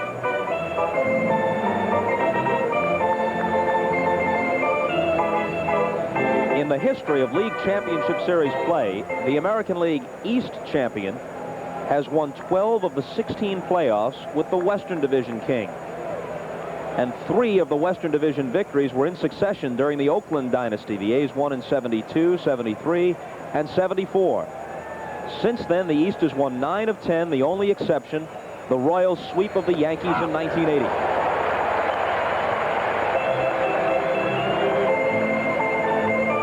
Against a guy like Lee Brandt and the way Sundberg's calling the ballgame, you don't know where to go up and look for him. Not just what pitch. That'd be easy if you could look for one pitch, but where the ball is going to be in the strike zone. In, out. He goes in twice this time. Cliff might have been looking away.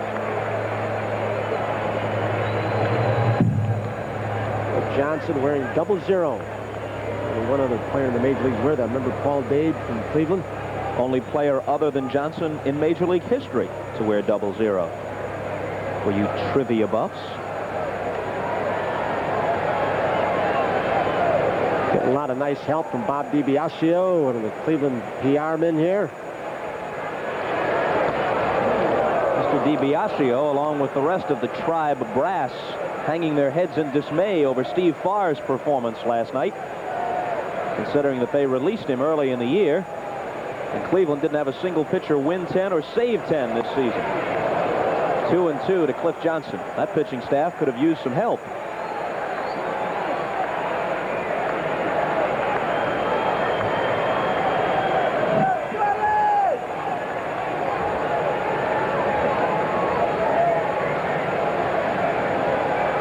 2 pitch.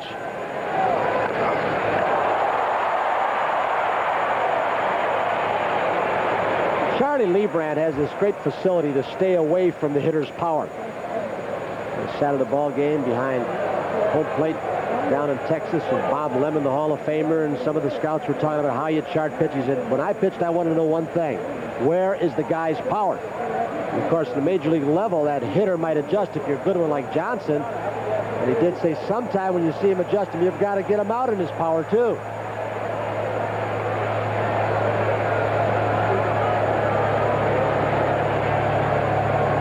Every pitcher doesn't have the same kind of stuff, so you can't keep your charts and make it a uniform policy. How are you going to pitch a hitter? It's popped up in foul ground Balboni. And it's the second out.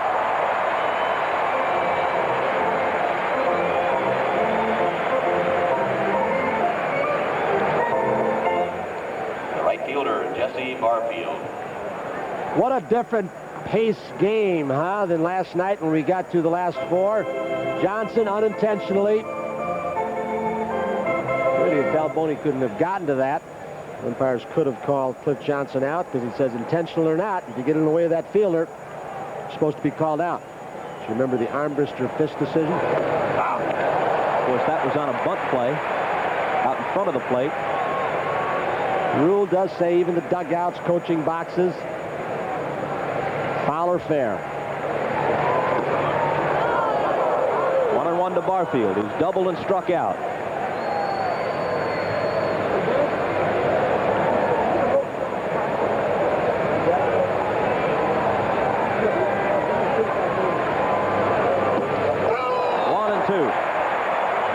That time the hard sinker. I don't know. I don't think you can really call Charlie Leibrandt a finesse pitcher either. He throws the ball hard enough, but he isn't slopping it to death.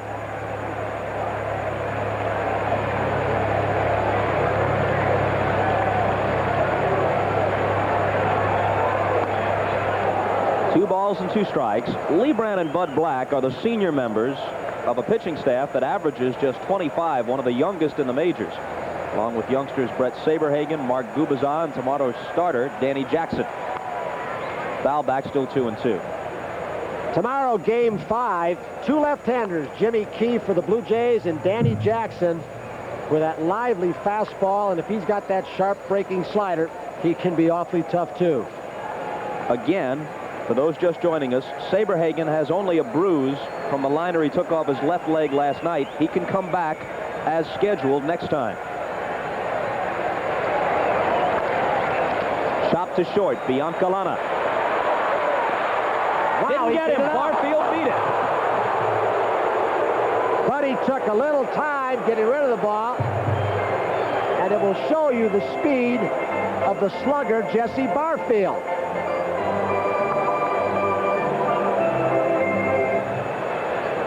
A hard sinker, chopped right at him. He gets a good jump out of the box. Then when he one-hands it and kind of nonchalants it, no argument. He beat it.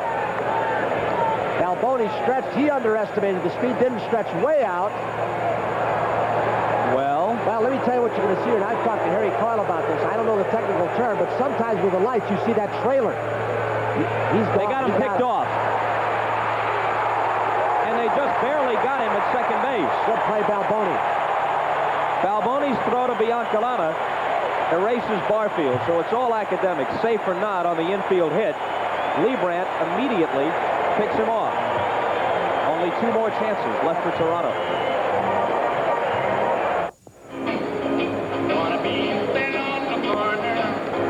Jesse Barfield, the only Blue Jay ever to hit over 20 home runs, steal over 20 bases. Bell's done it this year too. He gets picked off. It'll be charged as a caught stealing. He took a chance and he got burned.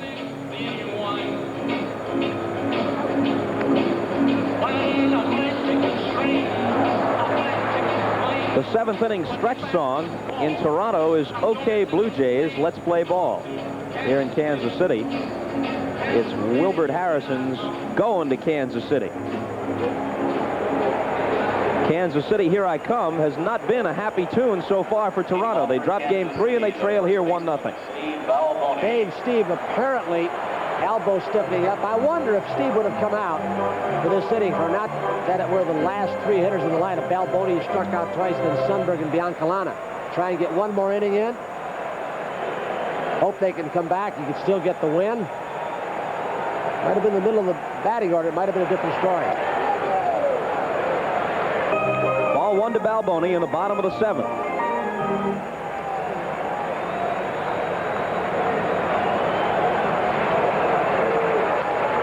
Curveball grounded to third. Garth Ordge juggles, but guns him out. Folks, this telecast is presented by authority of Major League Baseball and may not be reproduced or retransmitted in any form without the express written consent of Major League Baseball. Producer tonight, Ken Edmondson. Director, Andy Rosenberg. And you guys put some good packages together from that ball game last night. The pregame show, Dick Enberg, Rick Dempsey.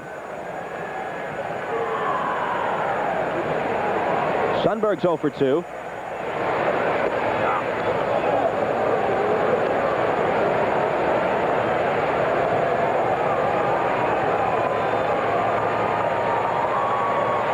After all those dry years with Texas and then 1 year with a Brewer team that had slipped, the veteran Jim Sundberg finally getting a chance to perform in the postseason spotlight. And he's had his moments with the RBI double and the home run last night. 1-2. And I think you're seeing why Dave Stieb is the kind of pitcher he is. And he has just been on the border of greatness. The won-loss record fools you sometimes. He really hasn't had his good stuff over the last couple of innings. He hasn't had this entire ballgame, the stuff he had in game 1, and yet he's only trailing 1-0. Curveball, and he fans Sundberg with it. That's his 6th strikeout. The shortstop, Bobby Cox, who intentionally walked George Brett for the 1st and 3rd, did get out of it what he wanted, just 1 run. Now he's got to get his offense to get some runs off Charlie Leibrandt and possibly Dan Quisenberry. Biancalana struck out and lined out.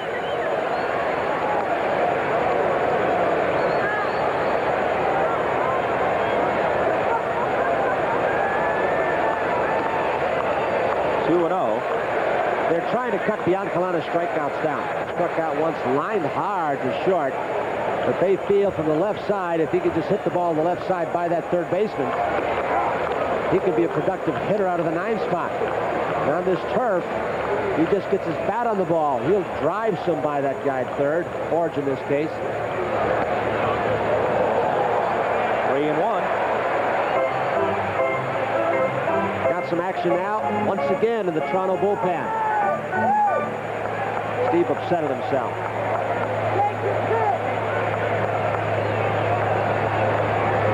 The take sign was on, and the count is full. Steve has walked 5, 2 intentional, both Brett. Tom Henke has had 2 days off. Walked him. So now Steve has fanned 6 and walked 6.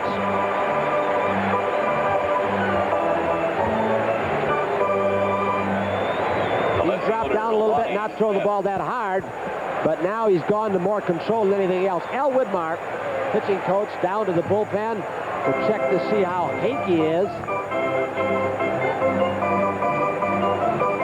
Johnny Sullivan will get the call down there to the pen and tell him if Henke is throwing well or not. Cox will come out and stall for some more time. While he's doing that, they very quickly get another pitcher up. I was a little bit surprised yesterday. That's Henke on the left and Bill Caudle on the right. I thought instead of Clancy yesterday, we might have seen Henke. Tom Filer was on the disabled list a couple of times during the year in the minor leagues. Once in the major leagues with Toronto, he is not eligible, but Henke was on the disabled list too, and Henke hasn't really popped the ball in his 2 outings so far in this league championship series. Not that 95-mile-an-hour fastball we've seen. Perhaps that's why he was resting a little bit yesterday and Clancy came in.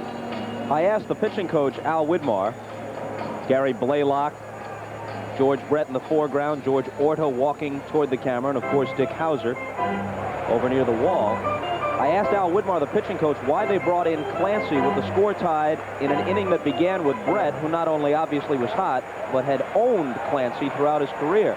Whitmore said, we were aware of the numbers. Brett hitting well over 400 and a homer every 10 at-bats against Clancy.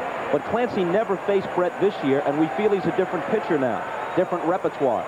So we thought that was ancient history. He's developed a better slider and a changeup that he didn't have before. So we took it into account, but didn't feel it was that important. And the ball Brett hit against Clancy was a weak roller that somehow made it through. And Bobby Cox did have Jimmy Key down there, but didn't want to get him loose to go to Brett.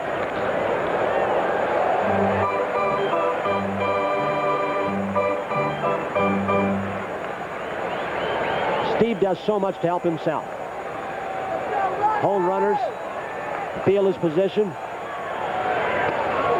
Pitches high to Lonnie Smith. Steve asking where that ball was. Ernie Witt turning now. Ernie Witt now looking into the dugout with a 1-0 count, 2 outs, to see Bobby Cox would pitch out. Boy, that'd be scary if he did, but he was looking for a pitch out sign into the dugout.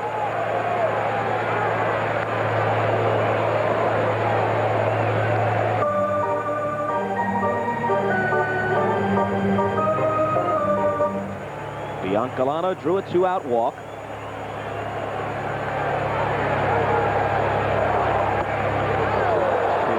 Smith.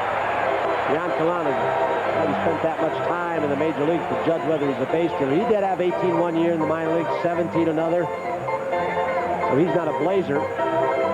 This is not a count he'd go on anyway, I don't think.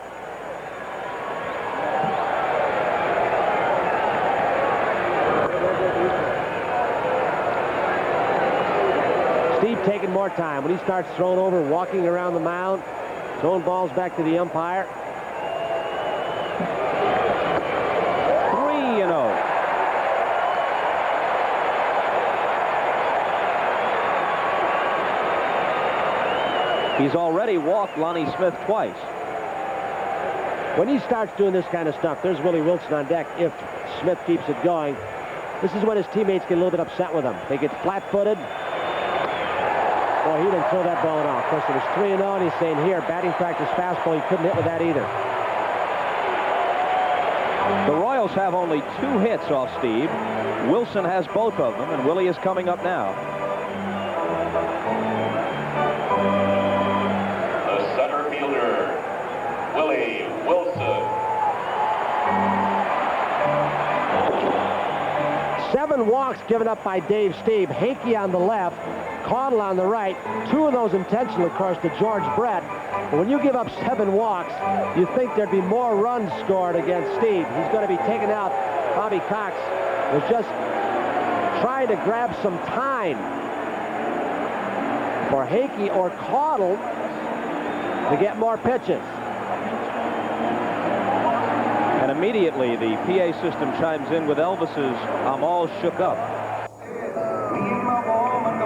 So Steve pitches 6 2/3, allows just 2 hits, strikes out 6, walks 7, and despite the wildness, you'd have to say it's a quality start. I mean, if you get them to the 7th inning and yield only 1 run, you've given your team a chance to win. Right, some of his teammates, kiddingly and somewhat sarcastically, call him Psy. And he gets mad at himself, and he has always felt that he hasn't gotten his due. He hasn't had the big year. He's really cognizant of that. He started the last 2 of 3 All-Star games. One day, maybe it'll be next year, you'll see him shooting for a Cy Young Award. You know, he's about at the corner. They've got to get him some runs. So many times this year they didn't score him runs. Even without his good stuff, he pitched around people, and he pitched the good ball game, and he kept his team in it. Hakey hasn't been particularly effective in this League Championship Series. 4 innings pitched. He's allowed a home run. Remember Sheridan's dramatic game tire? He has struck out 4 in 4 innings, but allowed 5 hits. So now he faces Wilson with Brett on deck. 2 on, 2 out, and that's ball 1. Henke, as we told you on opening night of the series, is from Taos, Missouri, a couple of hours drive from Kansas City.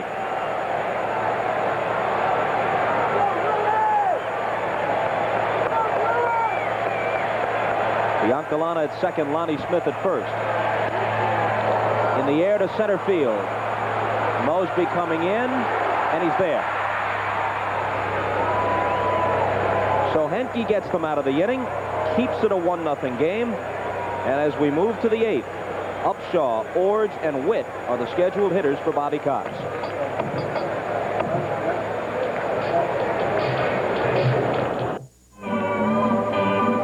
The Royals co-owner, Avron Fogelman, owner of the team along with Ewing Kaufman, and George Brett's mom, Mrs. Ethel Johnson. Well, she had to be beaming with pride last night. There's Georgie, one of 4 Brett boys, along with Kemmer, who pitched in the major leagues, of course, for many clubs. One of the great hitting pitchers in recent history. Managed at Utica this past year, a job he won by virtue of his beer commercial that poked some good-natured fun at that city. Another boy named John, and Bobby Brett, who was a player agent. And if you wonder if that's truly a baseball family, I mean the entire family. They have bought the Spokane franchise. AAA ball. Bobby's going to run it. I think Kemmer will manage it. Upshaw bounces to second. There's Frank White. And gets the assist on the toss to Balboni. As we start the 8th, Dick Hauser makes a defensive move. Something he has not been doing of late. But he has yanked Lonnie Smith. And into left field goes Lynn Jones, veteran reserve outfielder. Dick Hauser had been taking Lonnie Smith out for defense after first acquiring him from the Cardinals. The last, month or so, he'd been leaving him in. But Lonnie has been shaky at times in this series, and he makes the move here.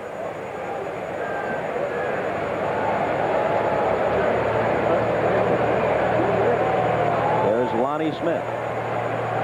Lonnie. Philly and Cardinal. Lonnie was on base 3 times, all bases on balls. Wide out the other time, so he had a nice day.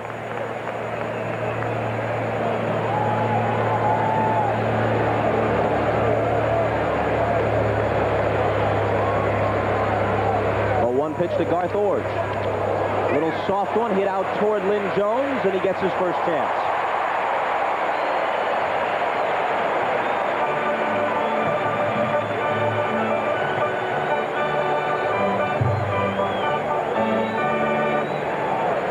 So now Ernie Witt bats with 2 out and nobody on.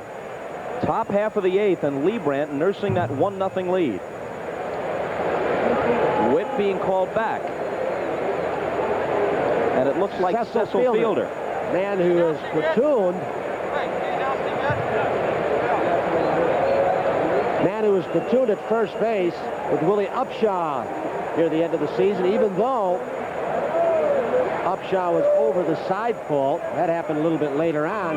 Cecil Fielder, one time a product. Well, he came through this Kansas City Royals organization. In fact, one of the guys that really helped him is Jose Martinez, one of the coaches. They got Cecil Fielder in winter baseball and got him to shape up. He had a tendency to get too heavy. He's got a quick back and a lot of power. Came right up from Double-A ball. And Hauser is out just to review the book on Fielder with Sundberg and Lee Brandt.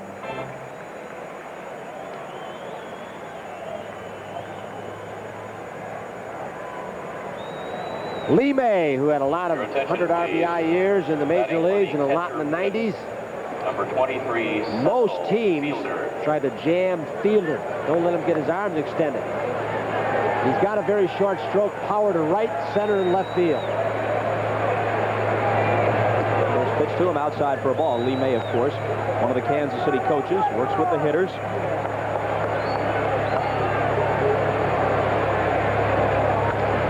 Base hit. So Fielder comes off the bench with a hit. Will it be for extra bases? Yes, it will. Tying run in scoring position on the pinch hit double. And we'll see a pinch runner for him. Now the youngster, one of 2 that they kept on the roster all year. Some people felt keeping Manny Lee, the switch-hitting Dominican, and Lewis Thornton, the left-handed hitter, neither played above A ball, and Ron Shepard, a good part of the season, before he was sent down, optioned out. They thought this ball club couldn't make it. They contributed just enough. Everybody stayed healthy. and they won 99 ball games. So the rookie is 1 for 1 in postseason play. And we'll see Jeff Herron as the catcher in the bottom half of the 8th. Tony Fernandez now. He's grounded out twice. Fernandez has been no slouch. Been in scoring position late in the ball game. He is a disciplined hitter. And he'll put his bat on the ball. He seldom strikes out. A called strike on the breaking ball, and Fernandez doesn't believe it. Now Hauser's got his bullpen going. And guess who it is? There's Dick. Don't have to tell you that delivery, do we? They didn't go to him in the 9th last night, not because of any lack of confidence in him, but because Farr was throwing so well. Quickly 0-2 to Fernandez.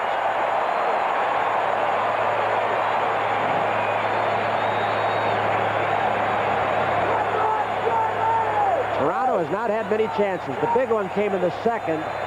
2nd and 3rd, nobody out. They couldn't score. Leibrandt now beginning to get a little extra, reaching back and throwing harder.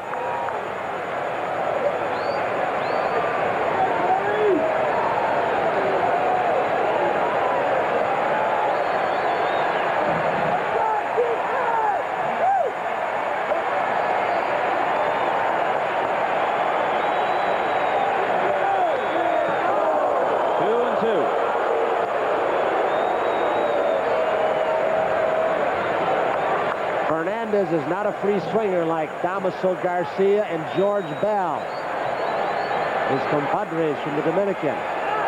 He makes you throw strikes.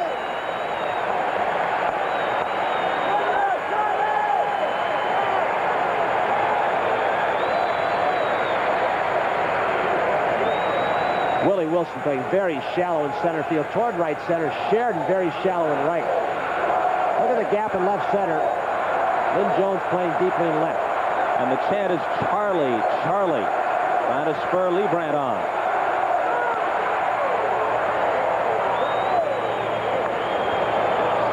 This is a great regional franchise. They come from hundreds of miles away, come for entire series. That's Mike Ferraro, number 41. He just moved Sheridan closer to the right field line. He has now moved Lynn Jones closer to left center field.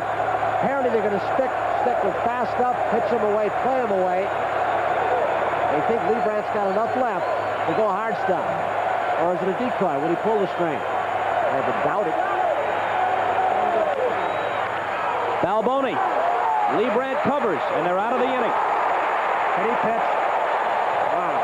So Leibrandt has nursed the 1-0 lead through the top of the 8th. And as they look for insurance in the bottom half, Brett will be the leadoff man.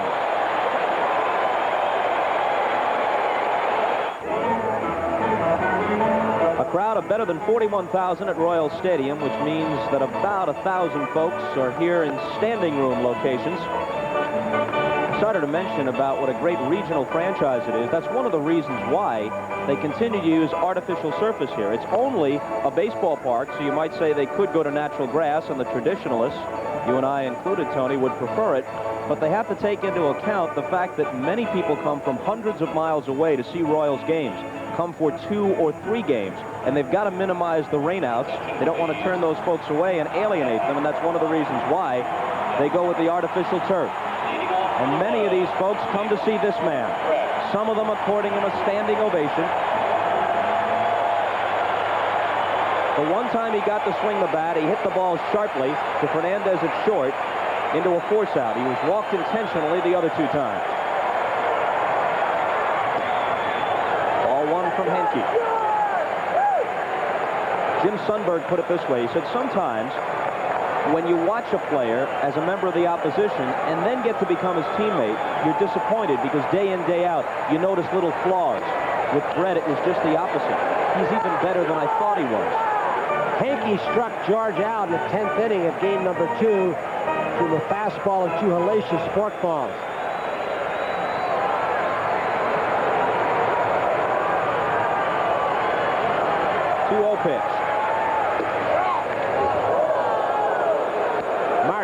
outstanding young catcher.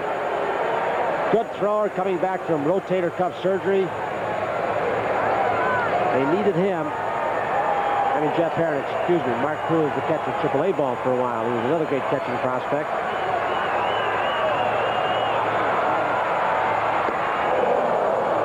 There's the forkball, Bob. It's a beauty. Sometimes it'll tumble straight down. That one acted like a screwball.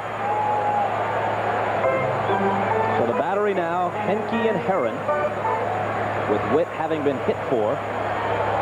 Fielder doubled batting for him, but they couldn't get him home. 2-2 pitch to Brett. You couple that forkball, the pitch before this one, with at times a fastball in the mid-90s. That's quite an adjustment for a hitter. Practiced that forkball in winter baseball where he refined it. Throw an occasional slider.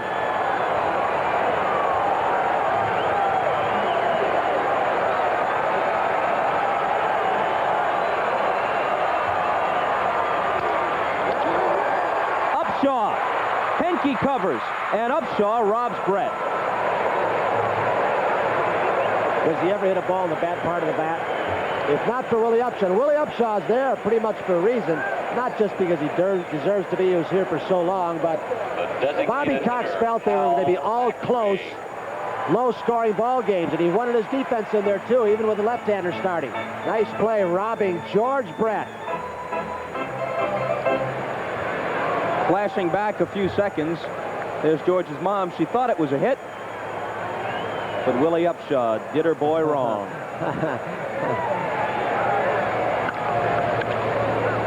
Al McRae grounds one foul. McRae has the game's only RBI. He drew a bases-loaded walk in the 6th. That was after they walked Brett intentionally with runners at first and third to load the bases. Steve got ahead of McRae 0-2 and then walked him. And that's the ball game so far. Off-speed pitch grounded to third. Garth Orge. 2 out.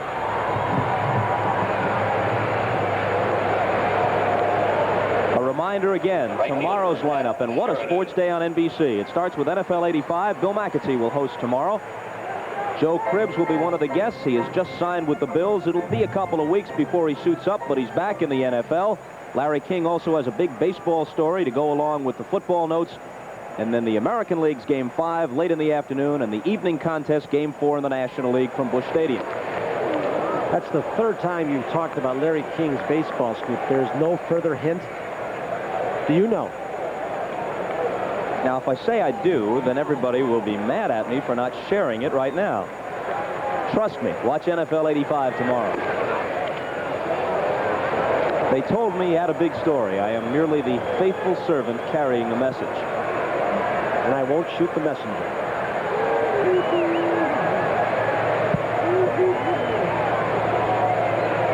1-1 pitch to Sheridan, whom Henke remembers well. Henke was on the mound when Sheridan swatted that game-tying pinch hit homer in Game 2. First 3 ball games of the regular season between these two teams were just like this. Toronto played here for the opener. 3 one-run ball games, 2 extra innings, 1-0, 3-2, 2-1. Upshaw will see if he has room. Jumps up on the tarp, but it's a few rows in.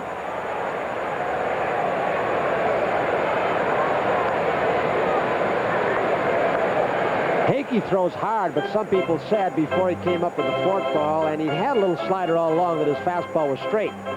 You come in and you throw it in the low 90s, it's just straight. The hitters will get on it. The good big league hitters. So he had to come up with a forkball. We might see it right now.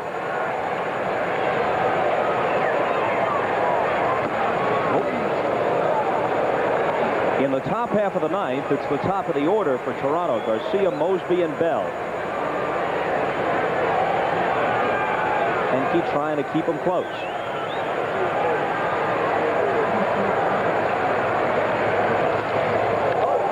He did not get a good piece of that. He had a pitch he could handle, but into foul ground goes Barfield to make the catch. Henke might have gotten away with one there. It's a 1-0 game as we go to the 9th.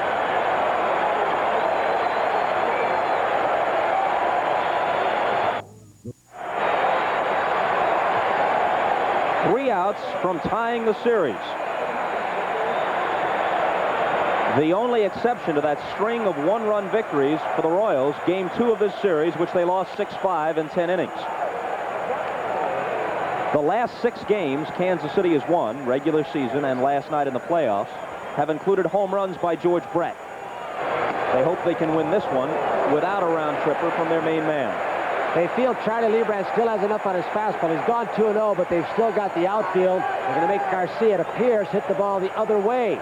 Keep it away from his power where he can't pull it in the left field corner. 3-0. Well, Quisenberry was not up at the start of this inning, but 3 quick balls may get him up. There he goes. Leibrandt has walked only 1. Cliff Johnson starting the second. Make it 2. He's only strike out 1. He had that string of 13 consecutive retires. He's thrown 12 ground ball outs. And out comes Gary Blaylock. Very slowly to buy some time. Mosby up there, probably to bunt. And do you let Leibrandt face him because he's a left-handed batter and then get to the quiz with Bell and Johnson and Barfield? I think he's thrown hard enough now, if he can get Mosby out, that he may just stay in the ball game. He's pitching well. He still has a lot of speed left on his fastball. He's hardly thrown that circle change that he threw early. There's Quisenberry. Hauser let Farr finish yesterday for one reason. Quisenberry was ready. He said he deserved to finish. He pitched so well, was throwing the ball well, he's going to stay in. Leibrandt working on a 4-hitter, and he's had a busy night in other ways, too. He has established league championship series records for most assists in a game by a pitcher with 5, and most total chances accepted for a pitcher with 8. Yeah, will Bobby Cox play the old baseball axiom, tie at home and win on the road? If he uses that, he'd probably let Mosby swing away. But he is left-handed against a left-hander. I would think he's going to be bunting. Brett guarding the line and up tight at third. Mosby stepped out. Garcia at first stole 28 this year, but not for a good percentage. Thrown out 15 times. Chased back. Trying to find out something. See if Mosby's top hand would slide up. Tip off a bunt. Brett down there not only close, but guarding the line, trying to prevent the extra base hit where 2 men might get in scoring position if it was hit between him and the line.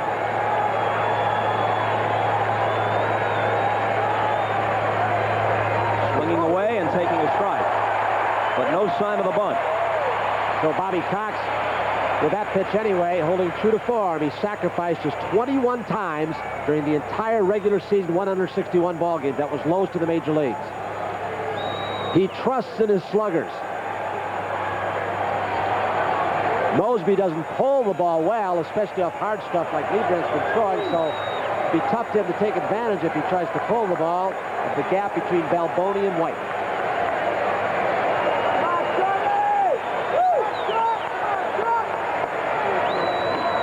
Inside, 1-1. Sterling Scott report to fan accommodations.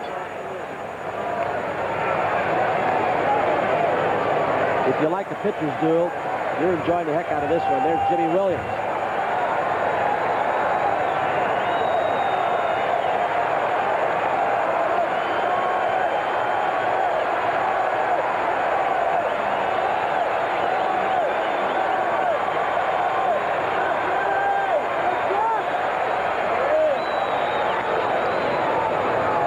Mosby on that one. When Leibrandt went over, Mosby then, when the ball was on the way to first, slid the left hand up, trying to decoy Brett.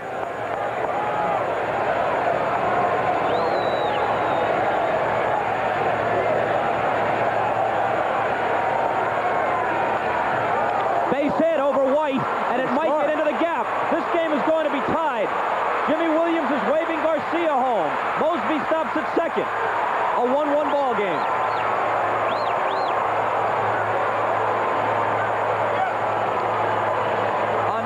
Grass, it's a single. On artificial surface, it skips all the way to the wall and ties the game at 1. And on a wet artificial surface, it's even quicker. Leibrandt, I'm certain, and Jim Sundberg, though he was throwing, tried to get the ball up and in, pop him up.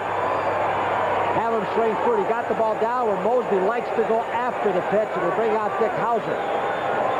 With 3 left-handers scheduled, Val Johnson will probably be pinch hit for by Oliver, who had the game winner off Quisenberry earlier in this series. Probably going to go to the Twins. What a ball game Lee Brandt's pitched. And he was 3 outs away from outdueling Dave Steve and evening the series. But he opened the inning with a walk on 4 pitches to Damaso Garcia. Now as the Quiz comes in, an appreciative ovation for Lee Brandt. But the go-ahead run is left behind him at second base.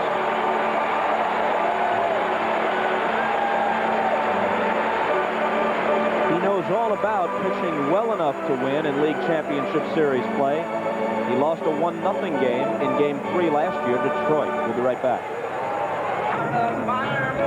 The Mosby hit was only the 5th off Lee Brandt, but it tied the game, Tony. Well, he let him get those arms out a little bit down. He had such great zip on the fastball when he came out for this inning, and pretty much stuck, Charlie Lee Brandt did, with the fastball over the last 4 innings. Didn't feel he had to use the off-speed stuff.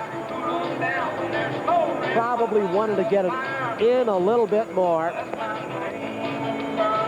Garcia with that speed scores all the way from first. Lloyd Mosby with a very, very big clutch base hit for the Blue Jays.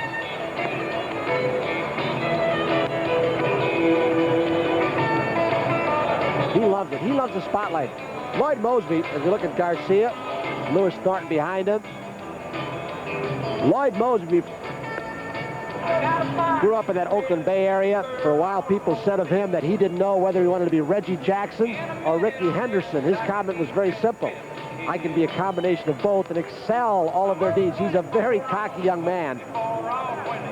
He had to grow up in the big leagues. Had 3 atrocious years in the 220s and 30s. Bobby Maddox, then the manager, stuck with him. The left fielder, George Bell. He's rounded out into a good player. Can you imagine having numbers like this and yet being able to say truthfully you weren't quite as good as you have been at times in the past? Those are the standards set by Quisenberry. Bell's job, and it's tough to do off Quisenberry with that sinking fastball, to get the ball to the right side. Get Mosby to third like McRae did yesterday. Might Cox just simply say, hey, let's not tamper with it. Let's not fool around. Just have him bunt. Well, I'm not saying give yourself up. I'm saying go the other way and try for a base hit. Try and hit it hard. Drive it. You're my 3-hitter, but we got at least, if we give up an out, get a base out of it. Ball 1 inside. The Blue Jays, certainly one team Quisenberry has not mastered.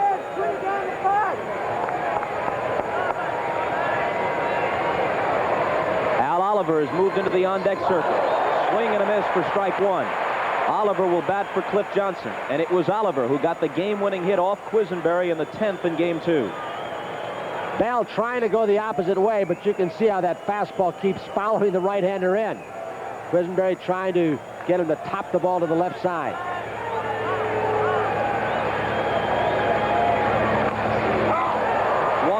Bell is not one of those Quisenberry has had trouble with. Bell is 2 for 12 lifetime against the Quiz, but one of those hits was a 10th inning homer earlier this year to win an April game against Kansas City.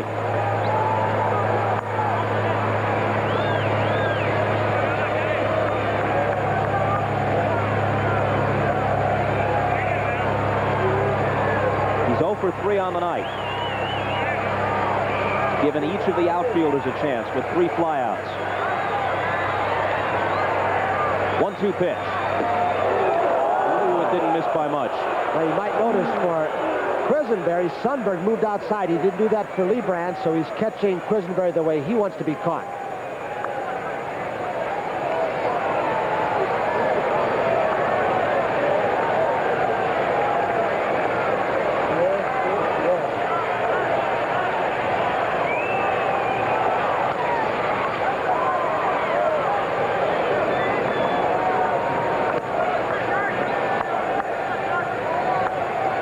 In the bottom half of the ninth for Kansas City, White, Balboni, and Sundberg, the scheduled hitters. 49-year-old Dick Hauser. 0 for 11 in postseason play before last night's win, and you saw the touching scene when George Brett, the hero of the game, presented him with the game ball.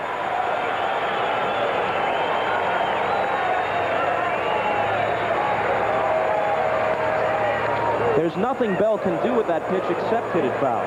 He broke his bat. He'll have to get a new one. And Quisenberry is nobody's dummy. He wouldn't get all the saves over these years as he did. And he's saying to himself, and to Bell, I'm going to let you get yourself out. You keep swinging at those balls a foot inside or 2 feet inside. I'm going to keep throwing them there. He gets a lot of hitters out with bad pitches. Mostly bad pitches down between the knees and the ankles. Sometimes this year he's got that pitch at mid-thigh and he's been hurt by it. Control hasn't been quite as sharp. Bobby Cox has a lefty on deck in Al Oliver. Again, the 2-2. He just reaches for it, and it finds a home in front of Willie Wilson. They stop Mosby at third. Runners at the corners, nobody out. Just served it out into center field. With no outs, Jimmy Williams at third base, not taking a chance. You get him thrown out. Jimmy Williams very alertly, even though Willie Wilson's arm isn't that strong, he charged the ball well, and on the turf, you get a little truer throw. Throughout this series, well, let's watch the replay first. It was a breaking ball, one of those rising curve balls that he thought he could get George Bell to go fishing for. He did. Was out of the strike zone, hit it on the end of the bat, may have broken his bat again, but he just served it. George Bell cut the swing down and just tried to put it in play. During this series, Jimmy Williams' wish has it always been the Blue Jays' command. He's had a couple of guys run through his stop signs, but Mosby obeyed that time. They had that big conference out behind the mountain. There were too many people involved. Now they're going to do what some other teams have done, where you let the catcher, manager, one infielder, but the other infielders can hang on the outside in the American League, outside of the dirt surface, and listen in. Second base umpire won't get him closer. Remember Al Oliver, when they could have put him on with first base open, Quisenberry talked Hauser out of it, or Hauser said, what do you want to do? And they agreed, and Oliver got the game winner. Let's go back to game 2. Wednesday afternoon in Toronto. Mosby is the runner at second, and Oliver grounds this single between short and third. Lonnie Smith's throw will not be in time. Mosby scores the game winner. The Blue Jays had come into that inning trailing 5-4. They got 2 in the bottom of the 10th to win it. And there were 2 outs in that situation in game 2 with Barfield to follow, and they very simply said, we'd rather pitch to Oliver than Barfield. Now the infield's way in tight.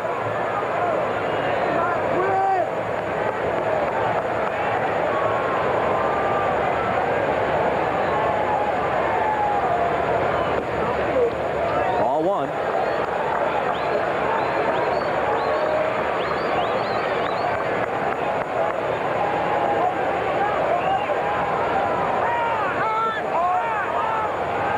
Was called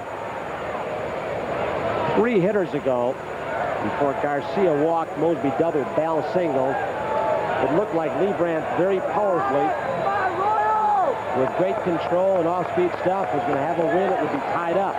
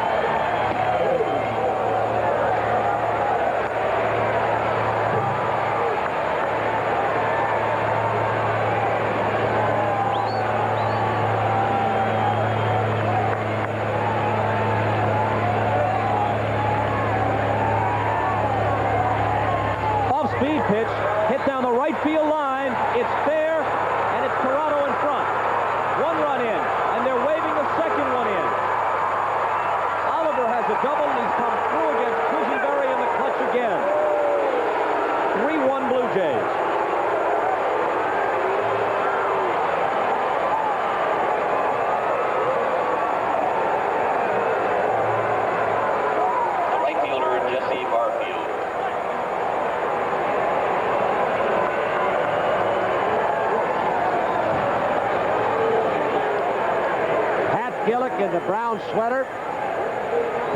His wife Doris to his right, camera left.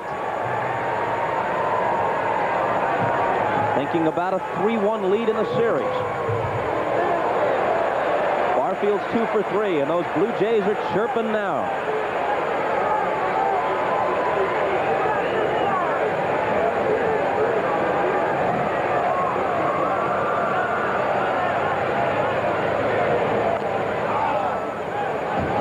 The inning began with Garcia drawing a walk. Mosby then doubled up the gap in right center. Garcia scored to tie the game, and that was all for Leibrandt. Bell on a 2-strike pitch just hit a soft little single into center field. They stopped Mosby at third, and now Al Oliver. There's Dave Stieb. Grounded to short. Oliver retreats to second, and Biancalana throws Barfield out. Al Oliver had the double that brought home the 2 runs and gave Toronto the 3-1 lead. The amazing part about this is when you look back at Dave Stieb, who left the ball game 1 run down. Leibrandt was so brilliant. Stieb walking 7, 2 intentional to Brett, 1 a very unique one with first base occupied. They loaded him up for him, got out of it with just 1 run, and somehow that guy, although Hanky could get the win, maybe I should say might, what a job Stieb did with not his best stuff.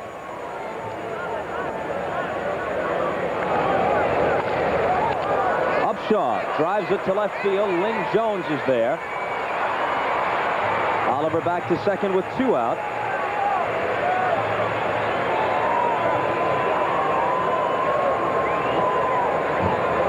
The third baseman. Garth Orge is due to be the hitter. Right-hander Quisenberry on the mound. Let's see if Bobby Cox makes a move to Mullenix. He does not. Bobby Cox in this situation with the lead now wants his best defensive third baseman in there. His best hitter is Mullenix. Of course, he doesn't want to waste a pinch hitter in the event they come back also.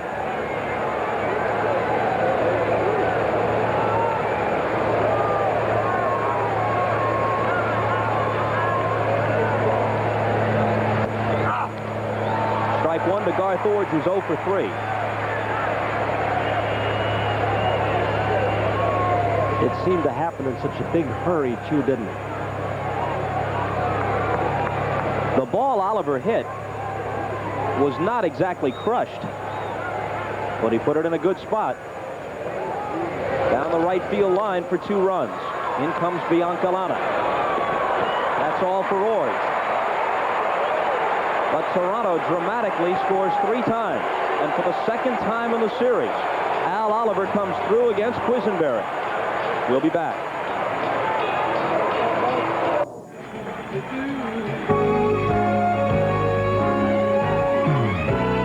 Game 4 of the 1985 American League Championship Series is brought to you by light beer from Miller. Everything you've always wanted in a beer and less. By Ford and your local Ford dealer. Have you driven a Ford lately? By IBM and the growing family of IBM personal computers. And by McDonald's. It's a good time for the great taste of McDonald's.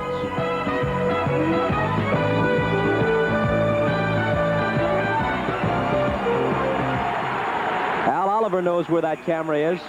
You know, he still maintains somebody's going to wise up and give me a full-time DH's job. Enough of this platooning stuff.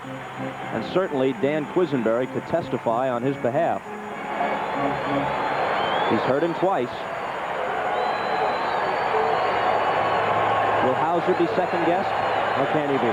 First and third?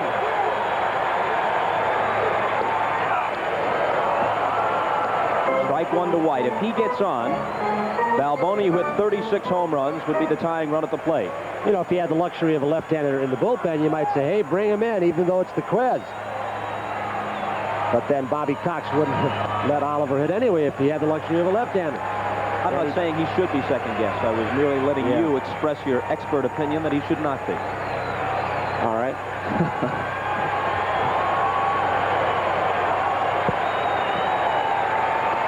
Fastball swung on and missed as Henke came right over the top. 1 and 2. Well, both managers have said repeatedly in a press conference, and I'm sure Tommy Lasorda said at his press conference in past and this year, and Whitey Herzog, you go with who got you here. You stick with them. Instructed Welch today. Tommy Lasorda. In the air to center field. Mosby over toward right center. Waves Barfield off and takes it. You don't quit on a guy like Quisenberry with all he has done over the last few seasons. Folks, this does not mean we're giving up on the Royals' chances. We've just got to do some house cleaning here. The executive producer of NBC Sports is Michael Weissman. The coordinating producer of NBC's baseball coverage is Harry Coyle. Tonight's telecast produced by Kenneth Roy Edmondson, directed by Andy Rosenberg, pregame produced by Les Dennis, directed by John Libretto, technical director Neil Flagg. Brett Saberhagen clapping his hands there, trying to get something going. Ball 1 to Balboni. He's 0 for 3. He's struck out twice.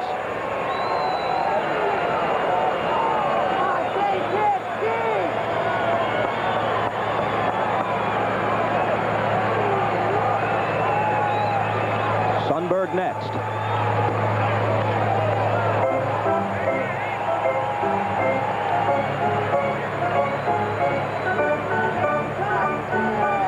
Hanky, a hard thrower, but he's not usually the kind of guy that you can wait out because he doesn't walk many. Just 8 in 40 innings this season when he was brought up. And he was striking out more than 1 per inning pitch. 3-0. If they can get down to the 9th spot, which comes after Sundberg, we'll probably see Dane Orge. Or Orta.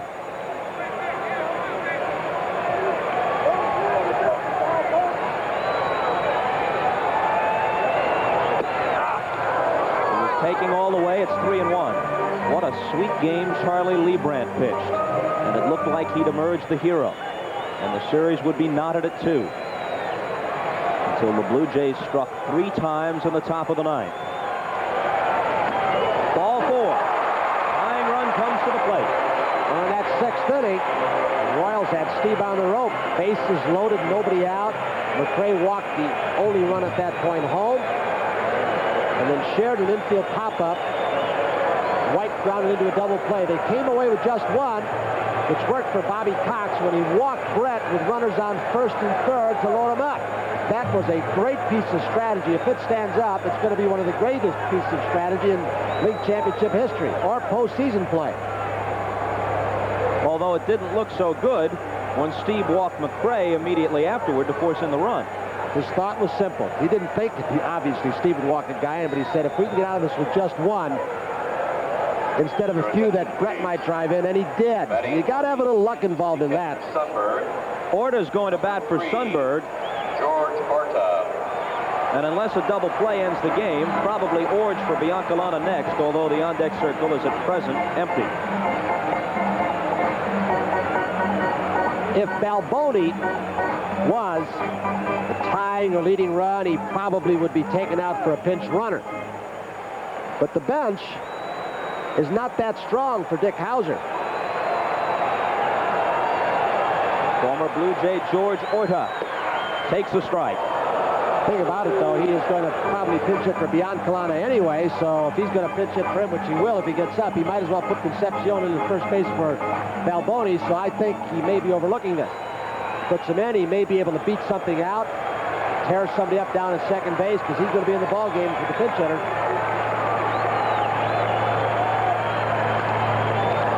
Center field. Mosby going back. It was hit well, but not well enough. At the edge of the track, he makes the catch. The Royals are down to their last out.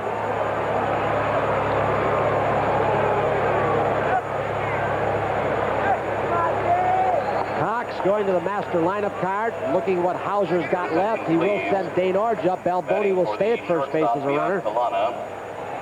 Number 9, Dane Orge. So Dane Orge, who had a pinch hit double off Dave Steve in game 1. His brother Garth down at 3rd for the Blue Jays. Think about it the way it is now. Now Concepcion does have better speed. If he puts him in and Upshaw plays that far behind him, you know, there are some managers who would say, hey, take second base if you got a base stealer, unlike Balboni, and it removes the force. Orge, as you saw, guarding the line. He does not want his brother Dane to hit a ball down the left field line for a double and get in scoring position. The outfielders move back. Balboni means nothing. Prevent the extra base hit here. Keep it out of scoring position.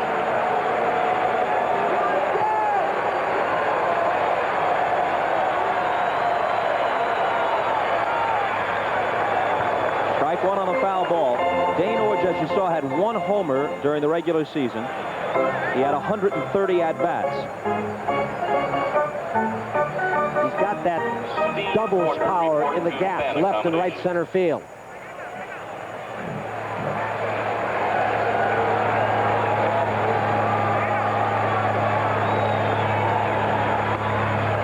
High ball one. Henke trying to combine with Steve on a two-hitter. Both hits belonging to Willie Wilson. One of those a little infield hit. Wilson's second hit was a solid line drive.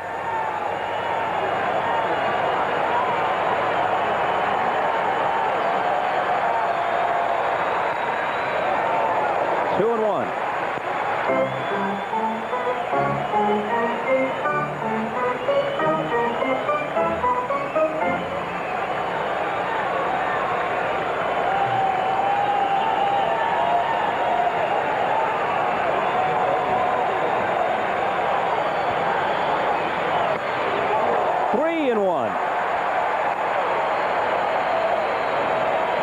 Lynn Jones, who replaced Lonnie Smith in left field, is the on-deck hitter.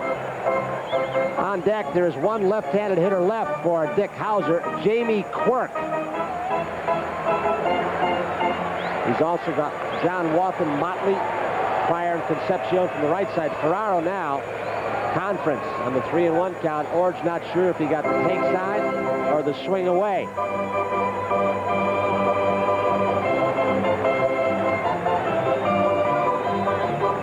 He may want to force Henke to go 3-2, have him take. We'll find out in a little bit. Gets a guy like Henke who throws hard. You have a tendency to swing at that pitch up in the strike zone. Unhittable when he's in the mid-90s. So Orge may be taken.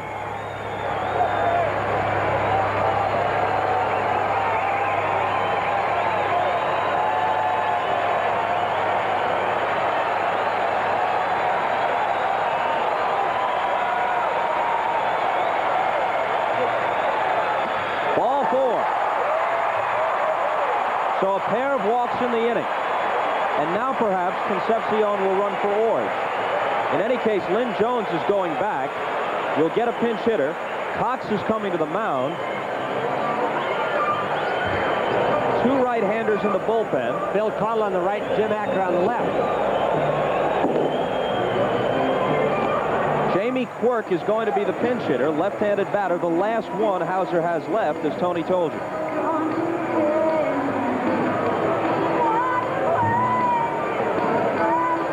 Comes Onyx Concepcion to carry the potential tying run at first.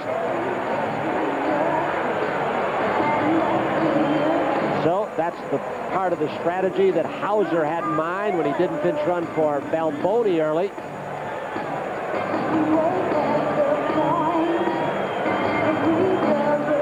Jamie Quirk, the former Cardinal, getting set to take his licks.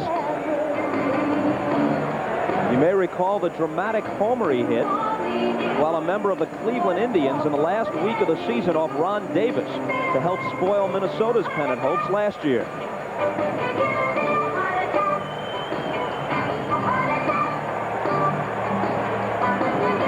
Except out on the West Coast, local news follows the ball game, and then Saturday Night Live.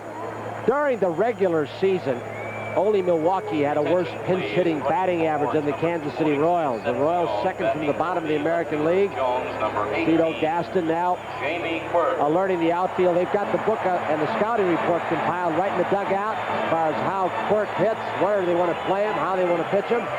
Kansas City has had a pinch-hit home run by Sheridan in this ball game. Or not in this ball game, in this series so far.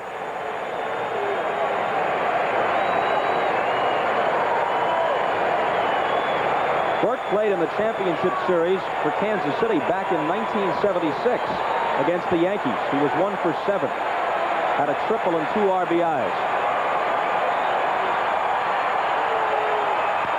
Swings on the first one. Pops it up. Heron is over. Does he have room? No.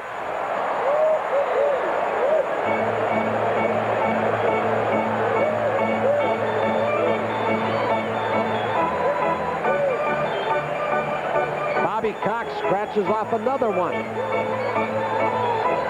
Jamie Quirk, unable to stay alive as a major league player. He's gone to catching. Pinch hit at times. You can play the outfield for you on occasion, but basically the third catcher. Van Sundberg and John Wathen.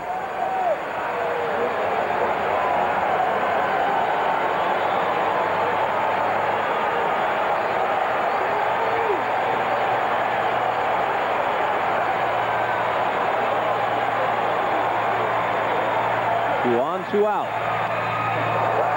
1-1 the count. Balboni at second. Concepcion running for Orge at first. Concepcion is the tying run. 3-1 Toronto, bottom of the ninth.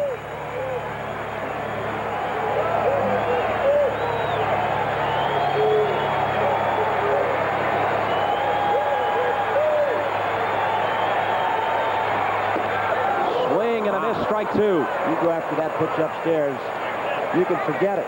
He's throwing harder this outing than he did the first two times out in this championship series.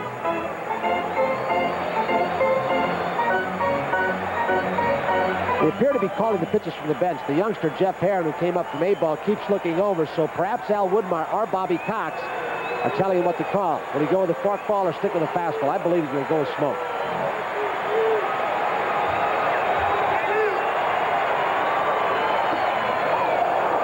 What was it Vin and Joe said about the Cardinal reliever Todd Worrell this afternoon? He even sounds fast. Put Henke in the same category.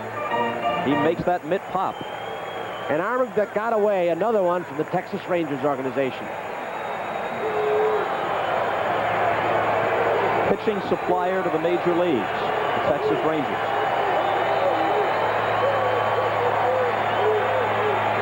Two-two pitch. Inside, the count is full, and now the runners will be moving, and perhaps an extra base hit would plate Concepcion. Or even a single. He's got some speed.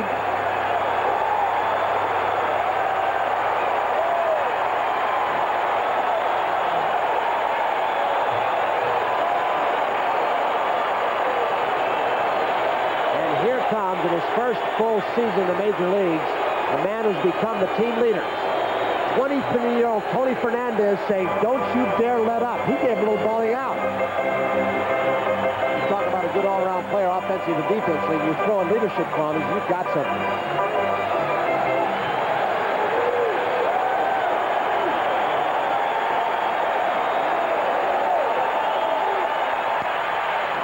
That ought to do it.